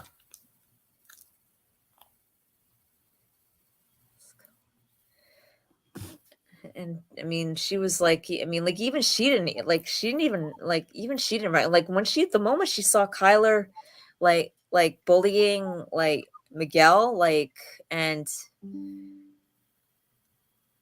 the moment she was like, you know what, this just doesn't work for me anymore. Yeah. I'm done with this. You know, and she cut all ties with Yasmin and Moon after they, you know, when they were being bullies to her. And so I don't know why she accepted them back. Like Moon, she changed, but like Shamoon was actually messaging like Shamoon like after season 5, Shamoon messaged me out of the blue. Like, I don't know, he said, I don't know about you, bro, but Yasmin was really annoying in season 5. Like he pointed out that like Yasmin was making Miguel and Sam's situation worse in episode 3. And I'm like, you know what? You're actually right, dude. You're not wrong. Yeah.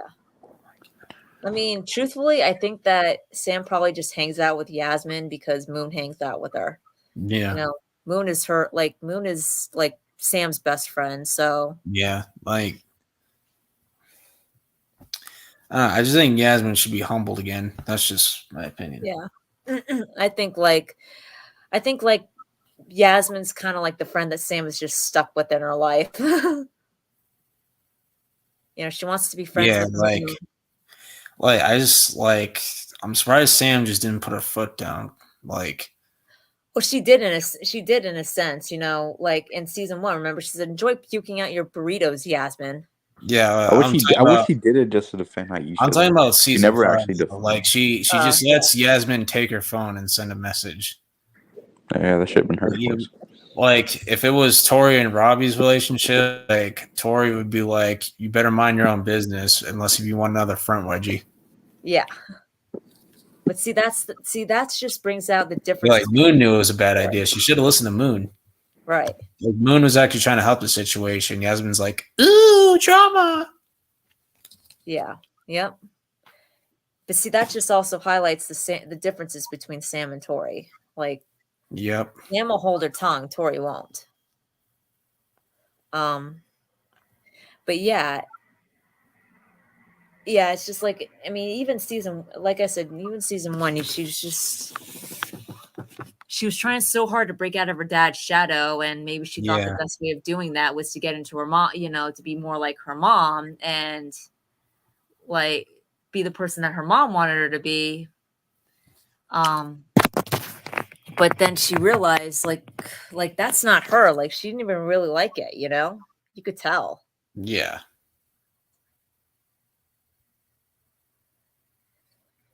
It's like she hated the crowd that she didn't like. She liked Moon, but she didn't like, you know, like she wanted to be she liked Moon, she wanted to be popular, but she hated like the people that she was surrounding herself with. Even she just didn't want to admit it because this was the kind of crowd that her mom wanted her to hang out with.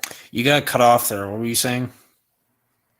Oh, I said, like she didn't even like you know, like she wanted to be friends with Moon. She was happy to be friends with Moon and she wanted to be popular, but she didn't even like the people that she was being surrounded with. But yeah, she didn't say anything because this was the kind of crowd that her mom wanted her to be hanging around with.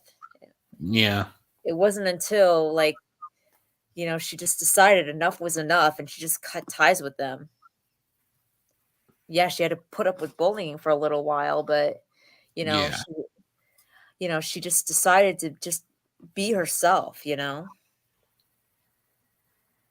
Yep.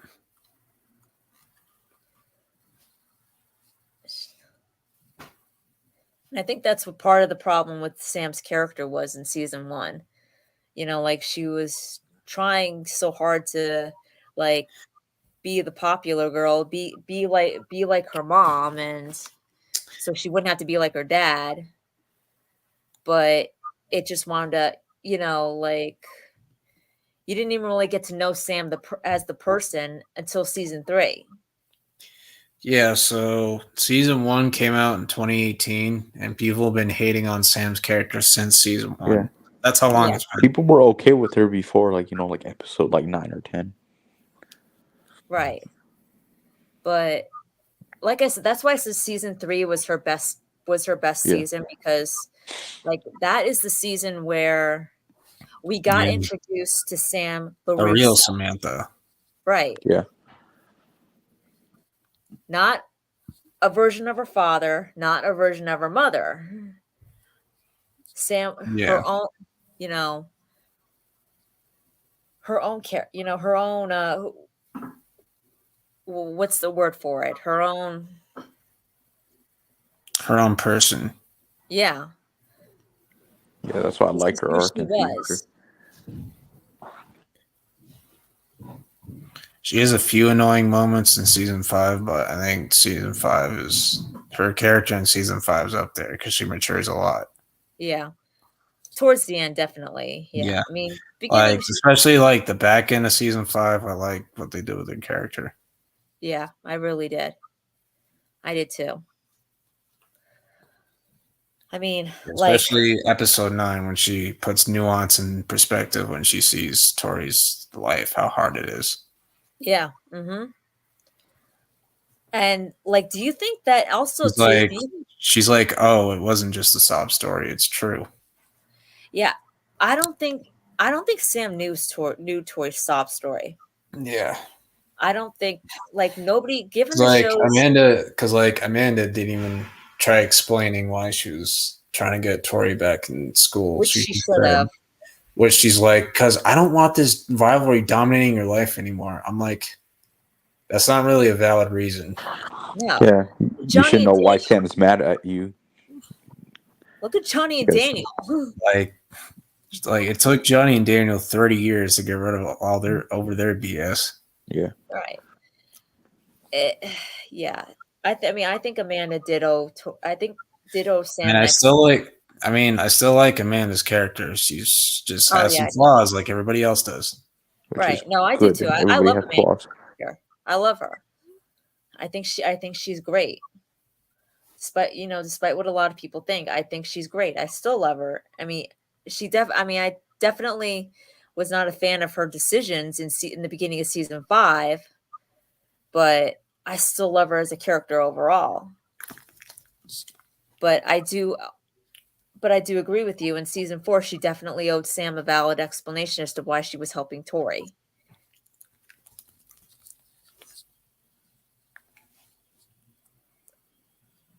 Yeah. She didn't have to go into specifics as to why she was about Tori's home life, but give her a valid explanation, a valid reason.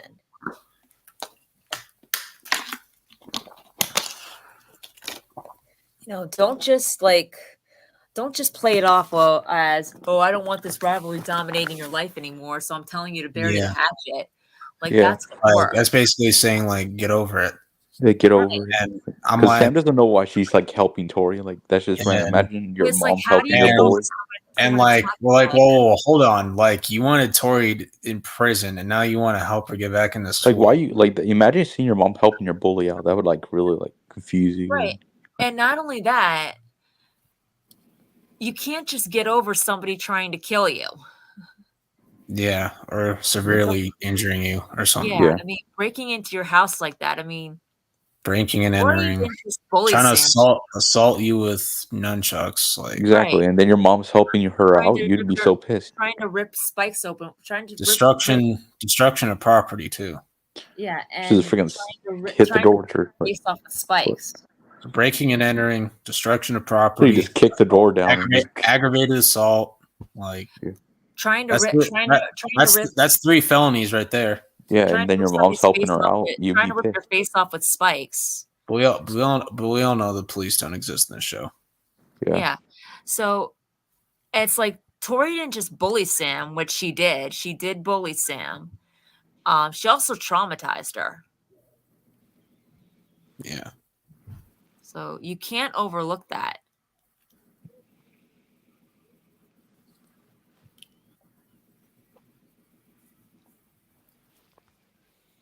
Yeah, I agree. I mean, would you guys say out of the two, who the bully was? I mean, I say Tori was, but you know, Yeah, I agree. Sam wasn't really a bully. Like that was just he just instigated stuff for that. Like she was like that was just karma biting Tori in the ass. Really, I say Sam did instigate stuff. Yeah, but she did. I mean, I felt it wasn't necessary, but Tori does kind of deserve it in a way. Although her kissing Miguel, like that was a bit. Yeah, I'm saying Sam instigates stuff, and sometimes you feel like she doesn't even realize it. Sometimes, and then, like that was a bit much. she activates. I'm like, Sam, this girl broke into your house and tried to assault you with nunchucks. I would not try to poke the bear. That's just stupid.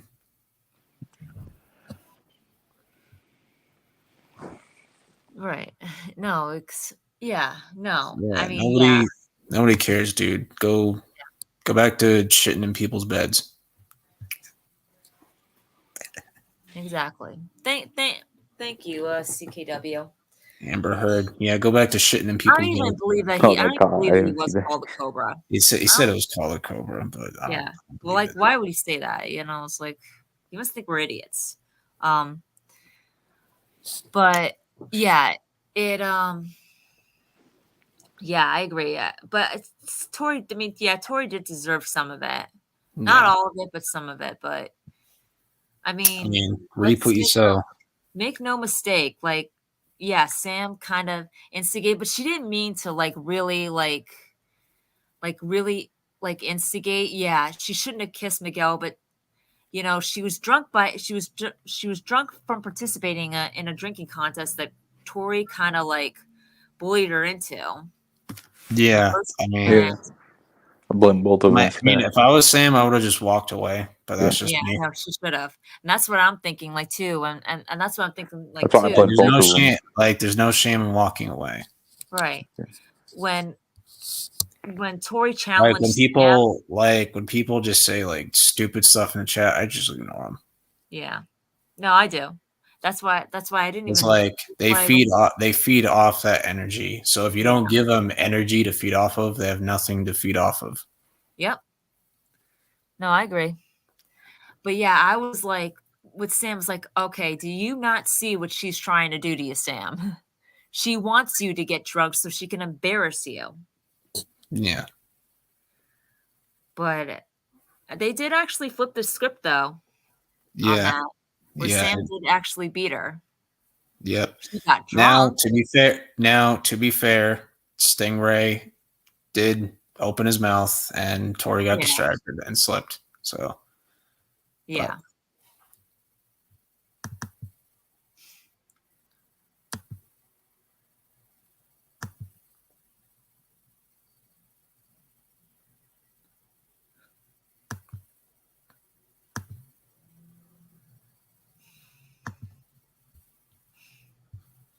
It's like they just have nothing better to do than to harass people. Buddy, you think you look strong? You're wearing a cape. You're just a cheap fucking knockoff. Exactly. You like that show now, huh? Don't you? Can't wait for season 4. Did you finish all the show? Yeah, I did finish it, and I watched Gen V too. Oh damn! I need to finish it. I finished season 1. I'll be right back. I might watch Invincible. I don't know yet. I need to finish The Boys. I've seen a couple clips in Invincibles. I watched it because Shamoon was talking about it, so I wanted to see. He's like, it's almost as good as Cobra Kai, and I'm like, really? The Invincible or Boys? The Boys. Do you agree? And then Strike just started watching it too, and Strike likes it. So I'm like, all right, I'll go. I watched season 1 a year ago. I just see. I don't think there is a bad season of The Boys. I like all 3 seasons. I say though. I don't even know. So far, the weakest one is I don't even know which one's the best because you can make an argument for all 3 of them. Usually when I hear it's usually season 2 is the weakest one, but it's still good. I actually really like season 2. I thought you can argue season 2 is the best. Because like that ending is so sad. But then I hear people say season 3 was the best. So it's really good. Season 3, like I'll be honest, like Jensen Ackles carries season 3. Yeah, I like his character. Like Terry Silver carries. I like his character.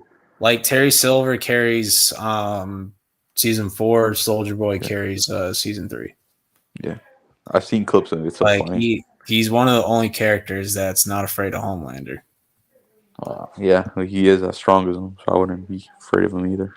Yeah, he is. Terry Silver. Yeah, he is one of the best villains right now in pop culture. Yeah, he's a good villain. Like he's a character you love to hate. Like he's so entertaining, but no Homelander. He just has a punchable face. Like he really does. Yeah, I need to finish that show.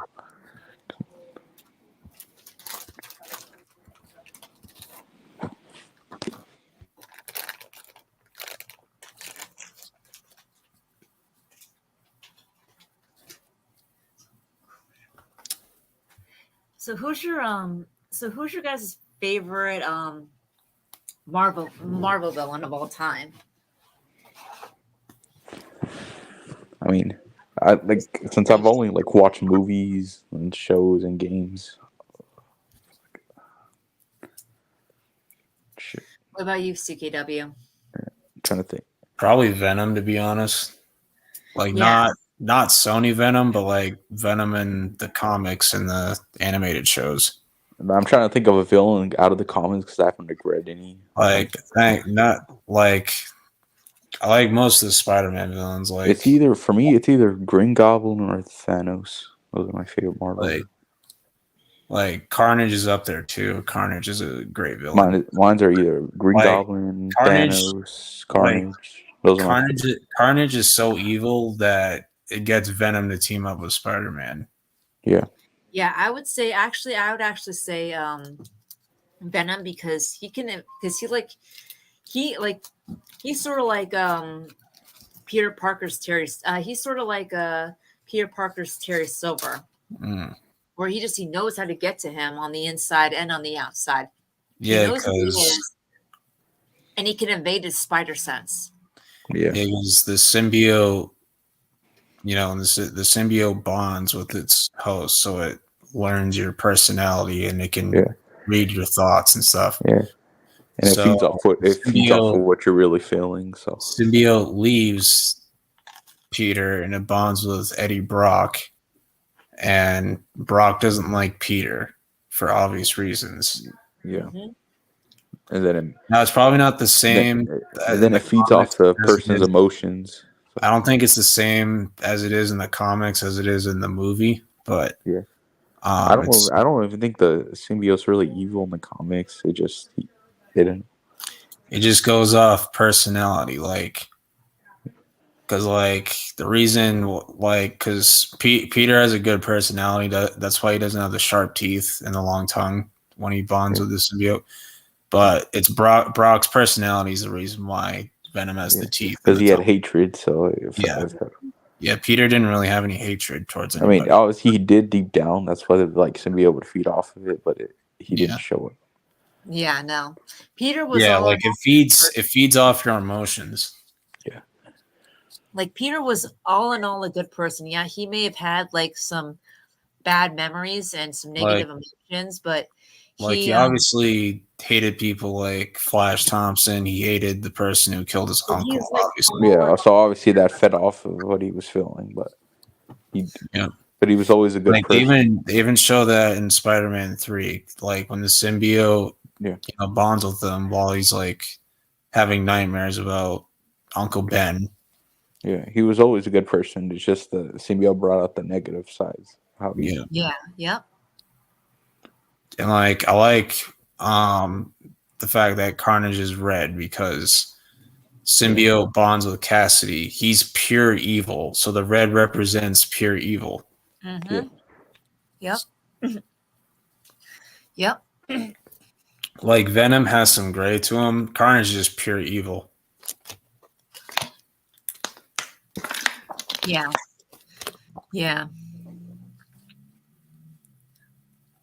Have you guys seen Lois and Superman? No, I've never seen it. I know about the show. I just haven't really watched it. seen it. I haven't really seen it, but it looks pretty good. I heard it was good. I just never watched it. It's one of the few good CW shows or whatever. I just quit watching CW shows because they always go downhill. Yeah. Well, Smallville. I didn't watch that much CW shows. It was mostly Flash. Smallville was like a great show for like the entire run. Like, yeah, they had some like not so great seasons here and there, but like for majority, like 95% of the time, it was a great show.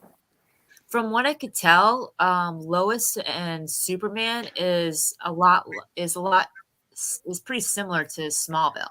Yeah, I haven't watched Smallville. Just from what I could tell. Yeah, that was almost 5 years ago, Jim Tim. Endgame. Hey, it's Cobra Kai Karate. Yeah, you missed it. Missed it. We were talking about Hector's potential return. You missed it. Don't be joking around. You know how he feels about Hector. If you want that part 3, I mean, I want him to make the part 3. He's gonna just start cursing and stuff, and I'm okay with it.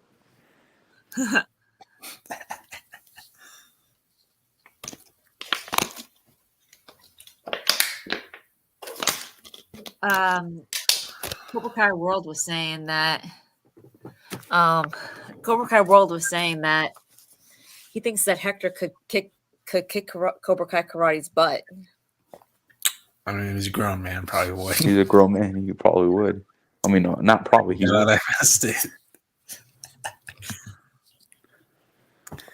And we're basically talking about how Hector might be a problem at the Sekai Taikai because he watches all the major fights, so they might broadcast on ESPN, and he might be watching it in a bar in Mexico with his buddies, and he recognizes Miguel on the TV, and he puts 2 and 2 together. Like, that would be insane. It's not very likely, but it's not impossible. I just wonder if they do bring back. I just wonder how they'll use them. Yeah. Well, that's what if they don't bring them back. I'm not going to get mad. I trust the creators. So if they don't bring them back, I'm not going to be pissed off. I were talking about. Like if they don't bring them back, I'll be fine with it. I'll be fine either way. Yeah. I don't care either way either. As long as Miguel's arc is good. Yeah, that's all I care about. Okay, world, I'm gonna try to be nice. Are you retarded? That was definitely nice. Yeah, he says, "I'm gonna try to be nice," and then a second later, "Are you retarded?" Cobra Kai Karate. Are you sure that's being nice? What would you have said if you weren't being nice? Dude, what is your mean way of saying it?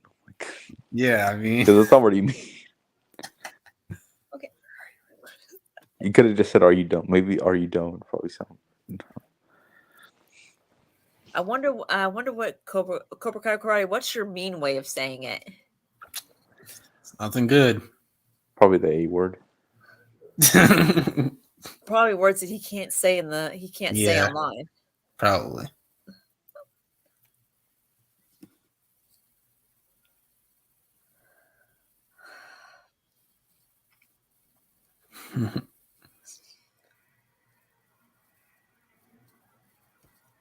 So when do you think we'll get the first teaser trailer? September is my guess. If we do get this new season in January, or December, maybe August, like a teaser, and then the actual trailer will be like in November or something. Yeah, they also have to edit too. How long does editing take? Usually about filming for like 6 months, though. Is the thing. It might take a little longer because of 6 months. Like, they want to do 2 parts. They can release 1 through 8 in December, and then post-production for the last 2 episodes they could do that in between December and May 2nd, so they can release it on the 7-year anniversary. That'd be cool. Good. I mean, so if let's say I wouldn't say July. I wouldn't say July. I think that's a bit too early. Probably September too. I think late September at the earliest. Yeah. So let's Because say they have to promote it and market it correctly too, because they were terrible with that in season 5 and Tristan left. Okay. Yeah. So okay, so if they did okay, so they're filming it now, so that's going to take about 6 months. So now they're going to do editing. How long will that take, you said? For normal season I think it took them like 3 months, I think, for a normal season. Let's say so 3 months. So that means editing if it's done in if filming is done in July, editing would be probably done in October. Yeah. And then they have to and then I guess that's when they'll start the hype. Yeah. So we probably won't get a teaser until November. Yeah. And they like to release a trailer 3 months before, so not 3 months, 3 weeks before the season comes out. Yeah, so like they can do a Sekai Taikai teaser. I just don't want them showing the arena though. Like you got to keep that secret.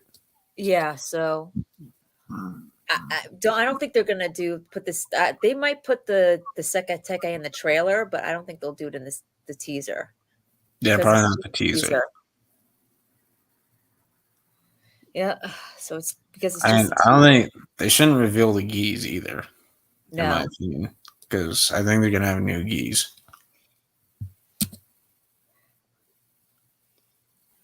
I really hope Tori joins the Miyagi Fangs.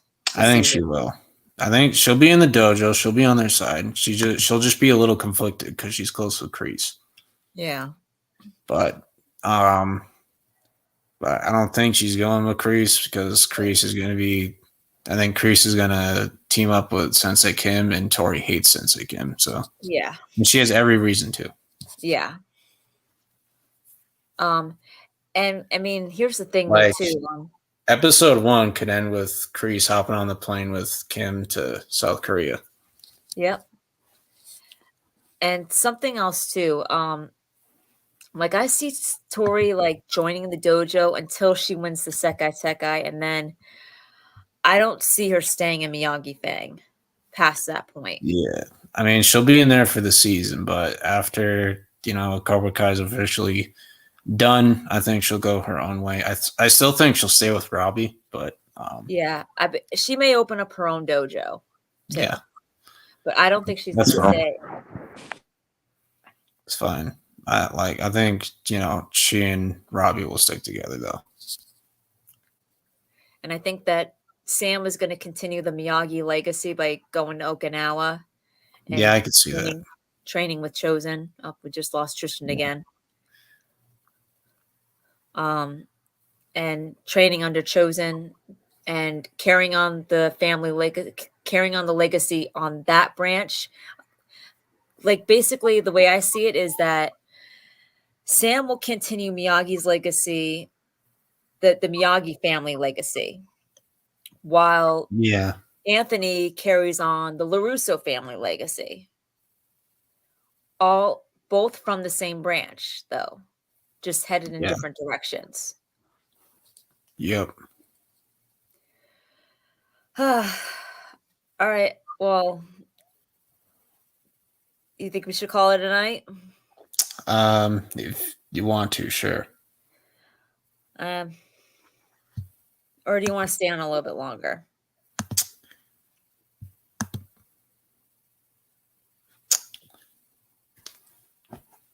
I might wait a little bit, see if Tristan comes back on. If he doesn't come back in say 5 minutes, then I'll probably end it. Yeah. Because I think we've pretty much discussed everything that we wanted to discuss. Yeah. Hey, I wanted to ask you, do you go on X a lot, or Twitter? I check it once a day just to see what's going on. Oh, okay. Because I go on there every now and then. Yeah. I mean, not as much because I don't want to. Not as much because I don't want to keep getting Twitter's a shithole. I just use it for Cobra Kai news and sports news. That's pretty much it. Wait, what? Twitter is like Yeah. So Yeah. toxic. Like Yeah, I get it. like kind of like Reddit's really toxic too. That's pretty much what I use it for. Reddit, Twitter, and Discord are the three freaking stooges. Mm-hmm. Like I don't go on it that much because I don't because you see what happens here. Because you see what happens here where just people, just idiots come on and just harass and say stupid things. Yeah, it's annoying. And threaten you, and that's why I don't go on Twitter that much, because I'm it's tired annoying. I'm tired of getting those messages. It's like, it's annoying. For what? What did I ever do to you? Exactly. It's like, so you're gonna threaten me threaten me for having an opinion? Yeah, it's stupid. Our next stream, we should talk about like why bullying is wrong in general. Yeah. That's what we should talk about. Like why we love Cobra Kai, and why bullying is just so wrong, even in all forms. Yeah, it's just, yeah.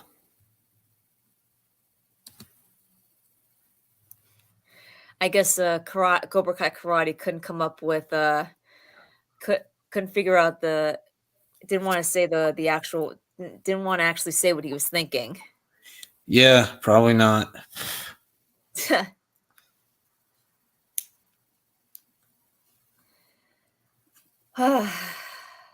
All right, I'm gonna head out. Okay. All right. This was a really great stream. It was. I always enjoy. You always make me feel very special when I'm on here. Yeah, no problem. Hey, I'll definitely try to reach out to you on X. All right, that's fine. Hey, Tristan, do you go on X or Twitter? Oh, I don't have Twitter. I only have Insta and Discord. Well, I'm gonna start heading out. Okay. All right. Thanks again, CKW. This is why I consider you my friend, because like you always make me feel special, and you too, Tristan. Well, thanks. Yeah, you're welcome. And you too, Cobra Kai Karate, as well. Yeah, all right. If he's still here. Yeah. All right. Have a great night, everyone. Bye. You too. Good night.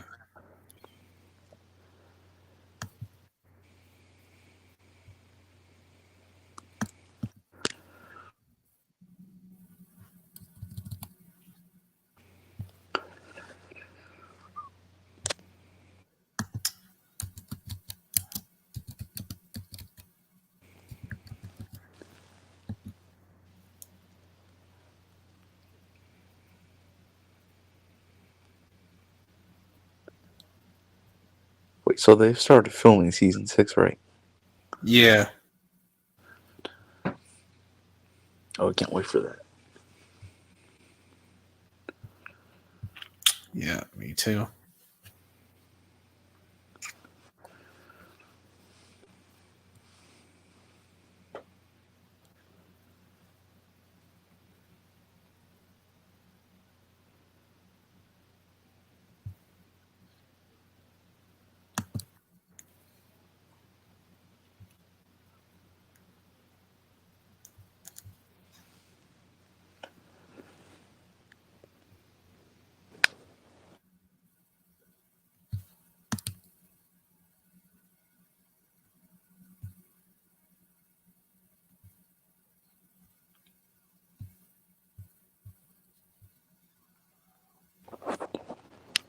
So I found this fun tier list.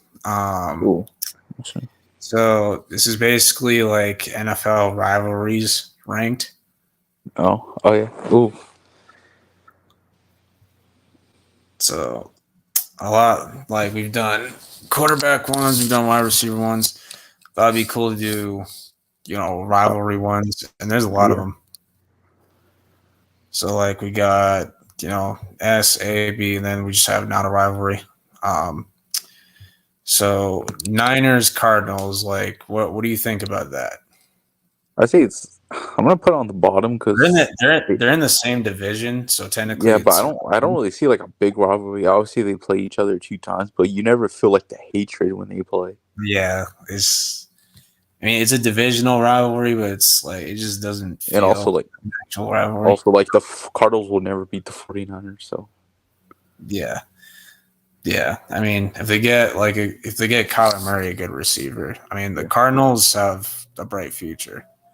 But next we got Eagles versus Niners. What do you think about that? Especially after these few years, I think it's up there. They hate each other. Let's see, would you put it in S, A, or B? I put it in A because I don't think it's like Cowboys versus Eagles type of rivalry, but it's up there. Next we got like Niners. when they play each other, it's so good. Yeah. Next we got Niners versus Raiders. Is that even a rivalry? I didn't even know that was a rivalry, to be honest with you. I don't know where to put it, to be honest with you. I'm putting not. You want to put in not rivalry? I guess. I bet fans like get angry at each other, but I never knew this was like a. I mean, Raiders fans are fucking nuts. I mean, they're nuts to anybody, so I don't even see this as a rivalry. Next, we got Ravens Bengals. We all know that's a rivalry right there. We all know how Zone feels about it. Yeah, but this is definitely a rivalry. Always come telling each other which quarterback is better or whatnot. Like, would you put it in S, A, or B? Put it in A. Okay, that's cool. Lamar versus Burrow is like a big rivalry. We'll probably put it behind A. Next, we got Bengals Browns. I think that's just as. We got Zone. We got Zone and Talk going at it when it comes to these. I think it's an S because they're always saying we own you, we own you. Oh, I didn't mean to do that. Hold on. I always hear we own you. No, we own you. Yeah, it's the Battle of Ohio. We'll call it that. And next we got Browns versus Ravens. That's a rivalry too. AFC North divisional rivalry. Say S, A, or B? Yeah. Ooh. I feel like it might be up there with the Bengals too, because. Yeah, I'll just put it up there for now. Because even though like the Ravens are always the better team, Browns somehow always beat them, so they feel like they own the Ravens. The Browns defense is really good. And their rivalry is going to be even bigger because Joe Flacco used to play for the Ravens, so now he's on the Browns. Next, we got Browns versus Steelers, Ben versus Talk. I guess I see that being a rivalry too. They kind of go at it in the chat a little bit. I might put it in B for now. Yeah. We got always Bucks. We own you too. It's always that. Yeah. We got Bucks, Falcons. That's a divisional rivalry. That's a rivalry, but it's not even. I don't see it as. I just don't feel the hatred. Yeah, like I think the divisional rivals, but they're always competing for who's the better in the division. But yeah, I just put it in A. It's not a well-known rivalry. Like it's a divisional rivalry, but Yeah. Next, we got Broncos Chargers. It's a AFC rivalry. West rivalry. Obviously, Broncos are Zone's second favorite team. Yeah, that's a rivalry there. They usually go back and forth, so probably C, because I mean, Broncos won both meetings this year because Chargers are banged up with injuries. But usually it's either 1-1. Yeah, it's got Chiefs Chargers. This is probably lopsided. I think that's a bigger rivalry, honestly. But I might put it in B for now. It's not that exciting because usually Chiefs are always going to win. And it might be exciting next year if the Chargers get a coach and they'll have healthy. Justin Herbert, Keenan Allen. So and Chiefs. Just because you're on top, there's only one way to go. I feel the hatred between these teams right here, Chiefs and Broncos. Broncos Chiefs. So you got their first win since 2015. That was crazy. That's a hatred. I'll probably put it. I might put it in A, to be honest. Yeah, that's a rivalry. 100%. We got Colts Texans. That's a divisional rivalry. Texans just eliminated the Colts from the playoffs. CJ Stroud had an amazing game. I feel like that can be a rivalry, but it's not like it's not a big rivalry, so I guess kind of we'll just put it boring. there. Niners Cowboys. That is definitely. That's a rivalry right there. I think that's ass. Yeah, that goes ever in since ass. the freaking 90s. Them going back. They both have 5. They both have 5 championships. Yeah, we're going back at it in the NFC Championship games. Yeah, playoff games. But the only problem is usually the 49ers are owning us. So yeah, I mean the Niners have always been a good team. Like they always go all out and get the best players. But hey, maybe this year we might get their number finally, but we'll see. I think it's possible. I think it's possible. I mean, I talked to Karate the other day, and he thinks the Packers are going to upset you guys. I don't agree. I mean, I understand why. Packers own the Cowboys. Yeehaw. He's not wrong because the Packers have owned us in the playoffs a lot. Yeah, like 2014, 2016. Aaron Rodgers isn't there anymore, though. They literally ruined our best seasons in the century. They ruined our best seasons. We got Dolphins, Bills. I actually like this rivalry. That's a rivalry right there. I'm gonna put it in A. But sorry, Dolphins. The Bills are mostly winning that one.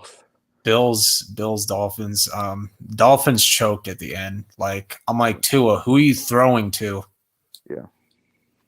We got Dolphins, Jets, another AFC East rivalry. Dolphins own the Jets, but it's not like the most like. I'm gonna put it in D. The Jets are never really a good team, so it's not. Dolphins own the Jets, and Jets might still not be that good next year. I mean, they got 40-year-old Aaron Rodgers coming off an ace. Right here, Cowboys versus the Eagles. This is a rivalry right here. Yes. I feel like the Cowboys always have. I was so happy when you guys beat them by 20 points. There's like when they go against each other, you feel the hatred. Like I'm putting it up here. That's. And I feel like we've been even though. It's either we beat them, they beat us. Competitive. It's actually even. It's nobody owning anybody. Got Eagles, Giants. I think that's like A or B.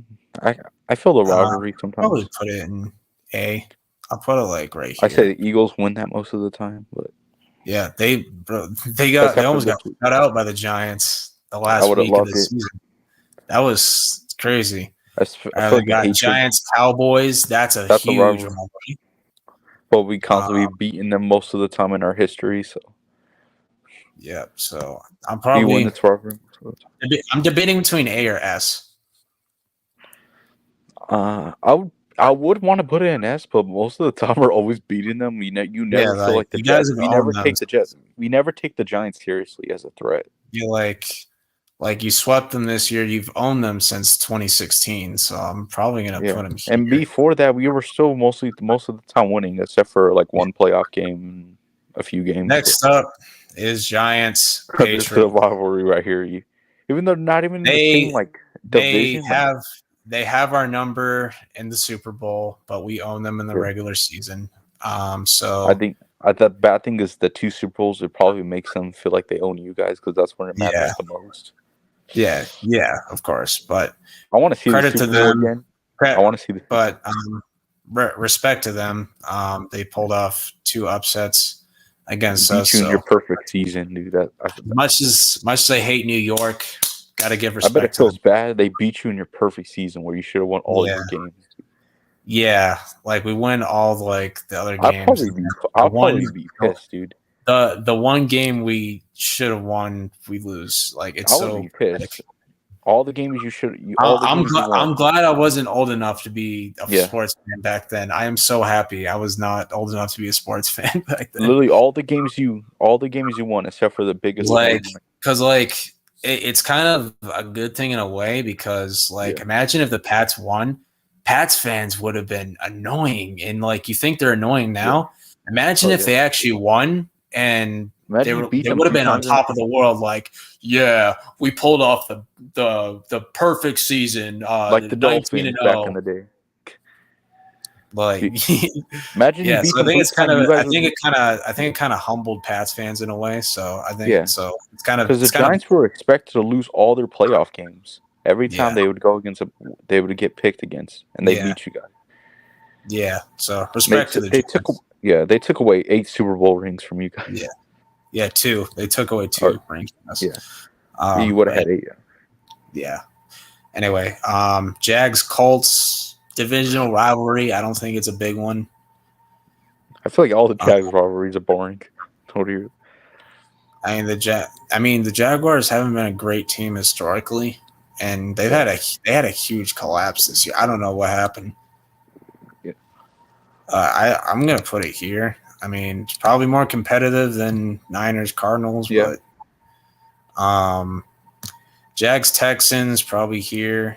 I do think the Texans are better than the Jaguars now because CJ Stroud's been playing out of his mind. Yeah. Bills Jets. I think that's a rivalry too, but Bills own the Jets. Yeah, except for that first week, they did beat the Battle of New York. Battle at Jet Life. Even though it should feel like a rivalry, it doesn't. I don't know because they have the same stadium. Even though we say Jet Life Stadium, I'm pretty sure the Giants are probably beating them more. Yeah, but I still say Jet Life. I'll put it there. Next, we have Patriots Jets. We just lost to them for the first time since 2015. Jets are actually beating teams. It's actually the first time this is the first time the Jets have beaten the Patriots on the road since 2013, which is crazy. The Jets are actually finally beating teams they can never beat, and they beat the Eagles this year. They never beaten the Eagles. But historically, the Patriots have the Jets number. Yeah. They usually beat them like once or twice a year. So, back in like early 2000s, it was pretty competitive. Usually the Jets would finish like second in the division sometimes. So, yeah. We got Bears and Lions. That is a NFC North divisional rivalry. It's a rivalry, but I don't think it's as big as the next one coming up. Yeah, obviously not. I'll probably put it in D, to be honest. But this is arguably the greatest rivalry of all time. But most of the time, Packers are owning them. Yeah, like the Bears are one of hatred. I go off the hatred. We hate each other. Yeah, like it's like this rivalry's been going on since the 1960s. Yeah, you feel the hatred. That's why I go off by it's either hate each other. Oh, I feel like this.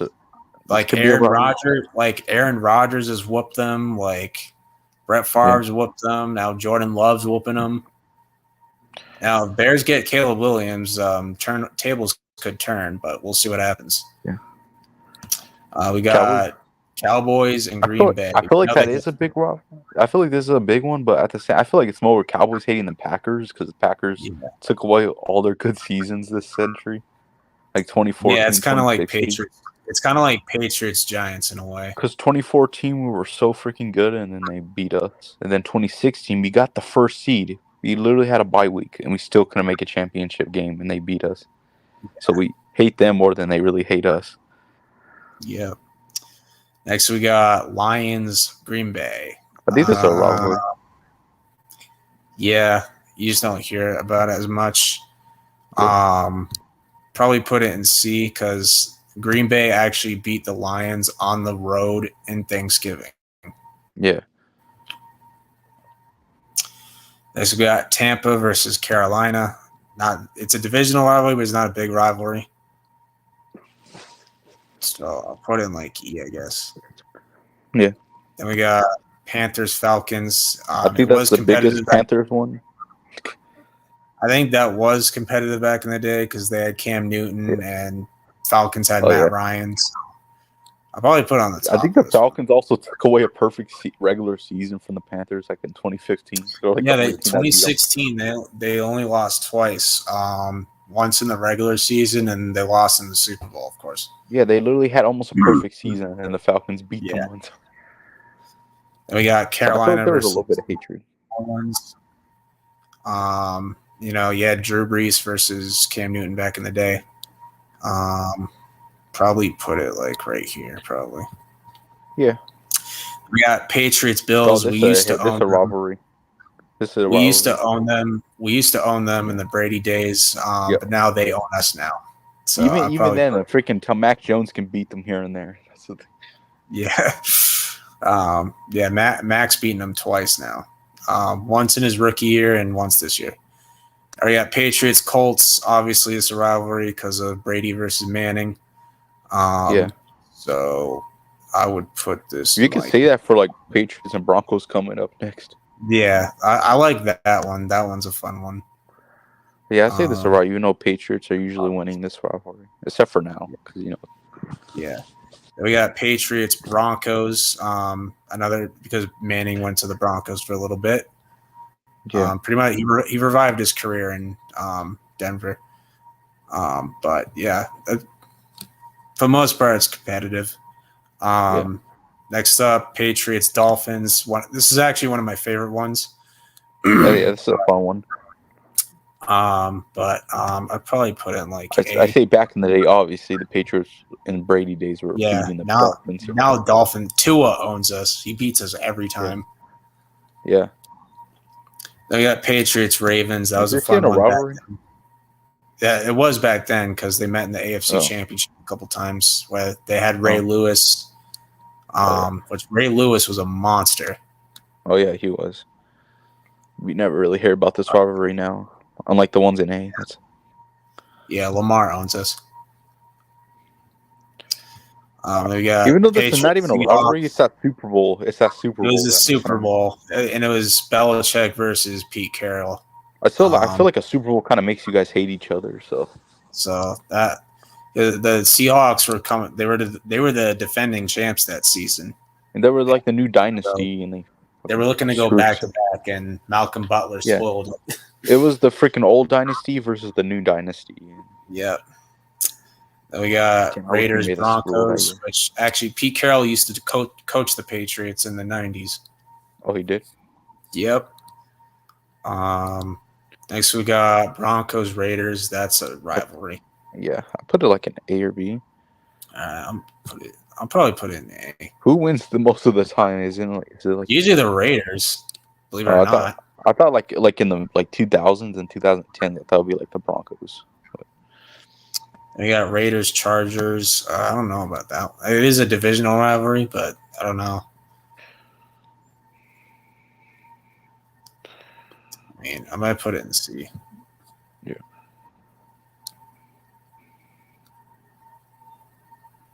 I feel like the Chiefs and Raiders is a rivalry, though. Yeah, it is for sure. Like, Chiefs are a way better team, and the Raiders will get a like. The Raiders actually won't beat them without their quarterback making more than one completed pass in the second half. And they had Chiefs had Mahomes. Go right Patrick, my baby Mahomes. Yeah. Patrick, man, baby Mahomes. Even though I do respect Mahomes, he's been kind of a whiny word right now. Yeah, and he's complaining to Josh Allen after the game's over. I'm like, really, dude? Yeah. But yeah, historically, it's been a competitive rivalry. Yeah. So I'm gonna put it in B for now. All right, next we got Rams, Niners. And the Rams actually beat the Niners this week with Carson Wentz at quarterback. I feel like this can be a rivalry, but it's not like freaking like 49ers and Seahawks level. Yeah.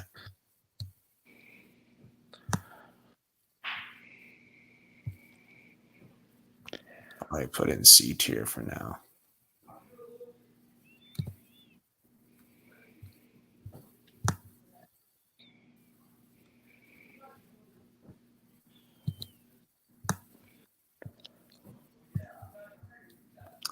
All right, Cardinals, Rams. This isn't a competitive rivalry. Yeah, it's divisional. Cardinals have only had a few good seasons. They're not a very good franchise. Wait, Cardinals even ever won a Super Bowl? Cardinals have made a Super Bowl, but they didn't win. Yeah, I think they made one in the 2000s, but they lost to the Steelers. Yeah. We got Seahawks, Rams. That's a divisional rivalry. This is a decent one.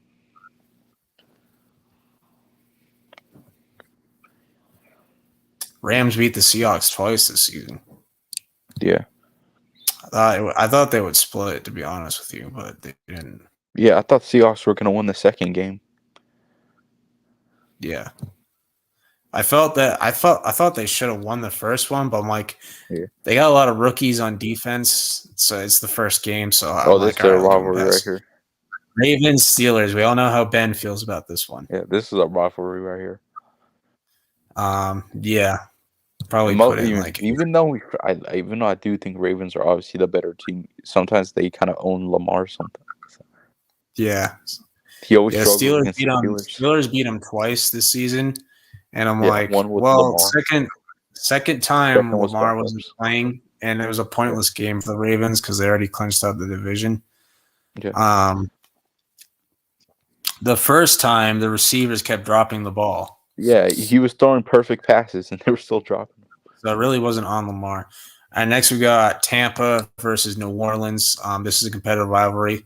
Brady was on the Bucs, and they lost twice to the Saints in his first season in Tampa, but then they end up beating him in the playoffs to get to the Super Bowl, and we all know what happened next. Mike Evans and Marshawn Lattimore hate each other. Like every time they're on the field, so I feel like that kind of adds to it. So that really fuels up this rivalry. So I'm gonna put it up here for now. Oh yeah, these are like fun games. When I felt, it might be B or A because they're always like going at each other. Yeah. Next we have Falcons versus the Saints, a divisional rivalry. That could be a rivalry too. I don't know. They were like, Arthur Smith was pissed because they scored at an extra touchdown, so it was 48-17, and he was pissed off. He was like, "That's bullshit. You're a fucking asshole." And then he got fired. You're gonna lose anyway. Why you complain? You're gonna lose anyway. Yeah. I mean, the Falcons did win the first game, so I thought they would have won the second one. Oh yeah, they did beat them. But we'll just go with that one. But they can actually get a coach that knows how to use their good players. Saints Vikings. I didn't even know this was a rivalry. I remember that freaking. I think Minnesota, Minneapolis Miracle. I think it was. Yeah, I think that kind of makes it a rivalry because that was so crazy. Like when Stephon Diggs got their touchdown at the end. But I'll put it up here for now. It was like at the last play of the game, and he ran to the end zone for a touchdown, and there was like 0 seconds left. Yeah, I forgot he played with the Vikings. Yeah. We got Seahawks Niners divisional rivalry. You feel the hatred when they play, especially back in the 2014-2015 days. Oh God. Oh yeah. Put it in A. But I feel like obviously 49ers are winning the rivalry right now. Yeah, obviously. But 2014-2015, won both games against them. But 2014-2015, I'll say the Seahawks were winning.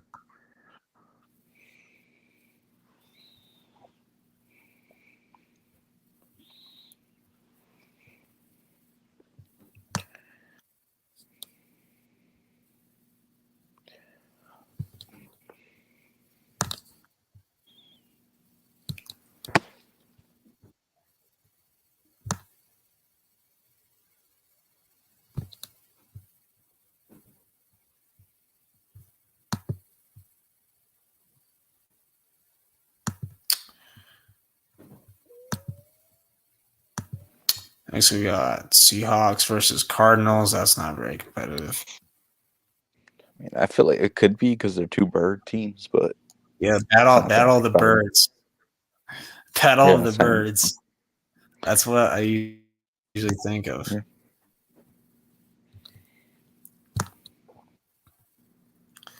Put in F for now. And next we got Seahawks Packers. I didn't even know this was a rivalry. I mean, remember that 2014 playoff game? That was crazy, but I don't know overall if it's a rivalry. Yeah, let's put it there for now. Seahawks Panthers. I didn't even know this was a rivalry either. Oh, I remember the Russell Wilson versus Cam Newton days though. Oh yeah. But overall, I don't really feel the rivalry between them. Historically, I just don't feel it.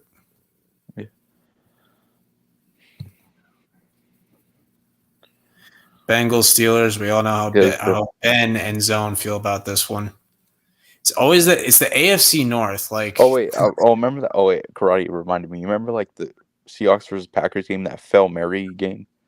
Oh yeah. Remember that should have been a fucking interception, but it was counted as a touchdown. Oh So wow. I think that kind of amps it up. I think that you got to put that at A or B, because I'd be pissed. That should have been an interception. Yeah, that's a weird call. I'll put this one in A. It's the AFC North teams all hate each other.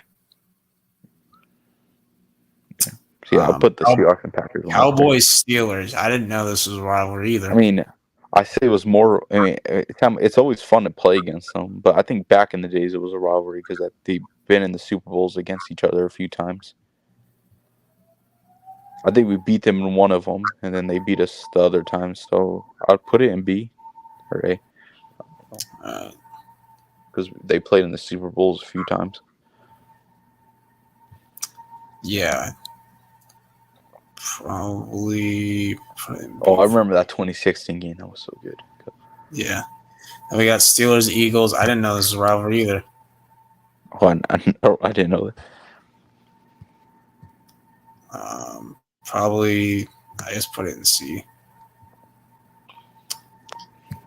All right. The next one's a rivalry. It's Patriots Steelers. We all know the history. The Patriots have beaten the Steelers in the AFC Championship. Not once, not twice, but 3 times. Damn. Yeah, and I feel like that. We historically own them. But it is a fun rivalry though because it's competitive. Because back then you had Brady versus Big Ben, so those were always fun games to watch. I'd put it, and I'll take it over the Colts rivalry. To be honest with you, I don't really have a problem with Steelers fans. I actually kind of like Steelers fans. I don't have a problem with them. They have 6 Super Bowl rings. They're actually pretty chill compared to most fans. And they were like one of the best teams for a long time. So yeah, they have a brilliant coach too. Yeah, you got Vikings Bears divisional rivalry. I never really feel it. They did split this season. Vikings won the first meeting. They should have won. They should have won 2 of them, but the second one was not a good game at all. Bears won like 12-3, I think, or something. I don't know. Raiders and Steelers, do they have a rivalry? I feel like every time they play, know it was a rivalry. I feel like they do every time they play, though. I feel like I don't know. Yeah, they played this season, and the Steelers beat the Raiders on the road. So I guess we'll put it there. Titans Steelers. I did not know this is a rivalry. I mean, the fans hate each other. Cowboys Texans, Battle of Texas, I guess. Even though I don't really I don't always think of them as a rival. I feel like they do because they're both Texas teams. So yeah, I mean, they only play once every 4 years, and depending on most of the time, we're probably winning. Depending on the standings and the division rotation, we probably win most of the time. So yeah, even though Cardi says best team in Texas, best football team in Texas. He's only saying that because they're good now. He's only saying that because they're good now. Yeah, and he hates the Cowboys. Yeah, can't blame him. He beat them all the time. Titans Colts divisional rivalry. Yeah. They're not that exciting. Titans Falcons. I didn't even know that was a rivalry. What? Titans don't even have any good rivals. I don't know how that's a rivalry, but or Jaguars. All right, this one Jaguars. What the hell happened? They were down the entire game. They made it close at the end, and then they lose, and they're out of the playoffs. Like, what the frick? And Mike Vrabel still gets fired.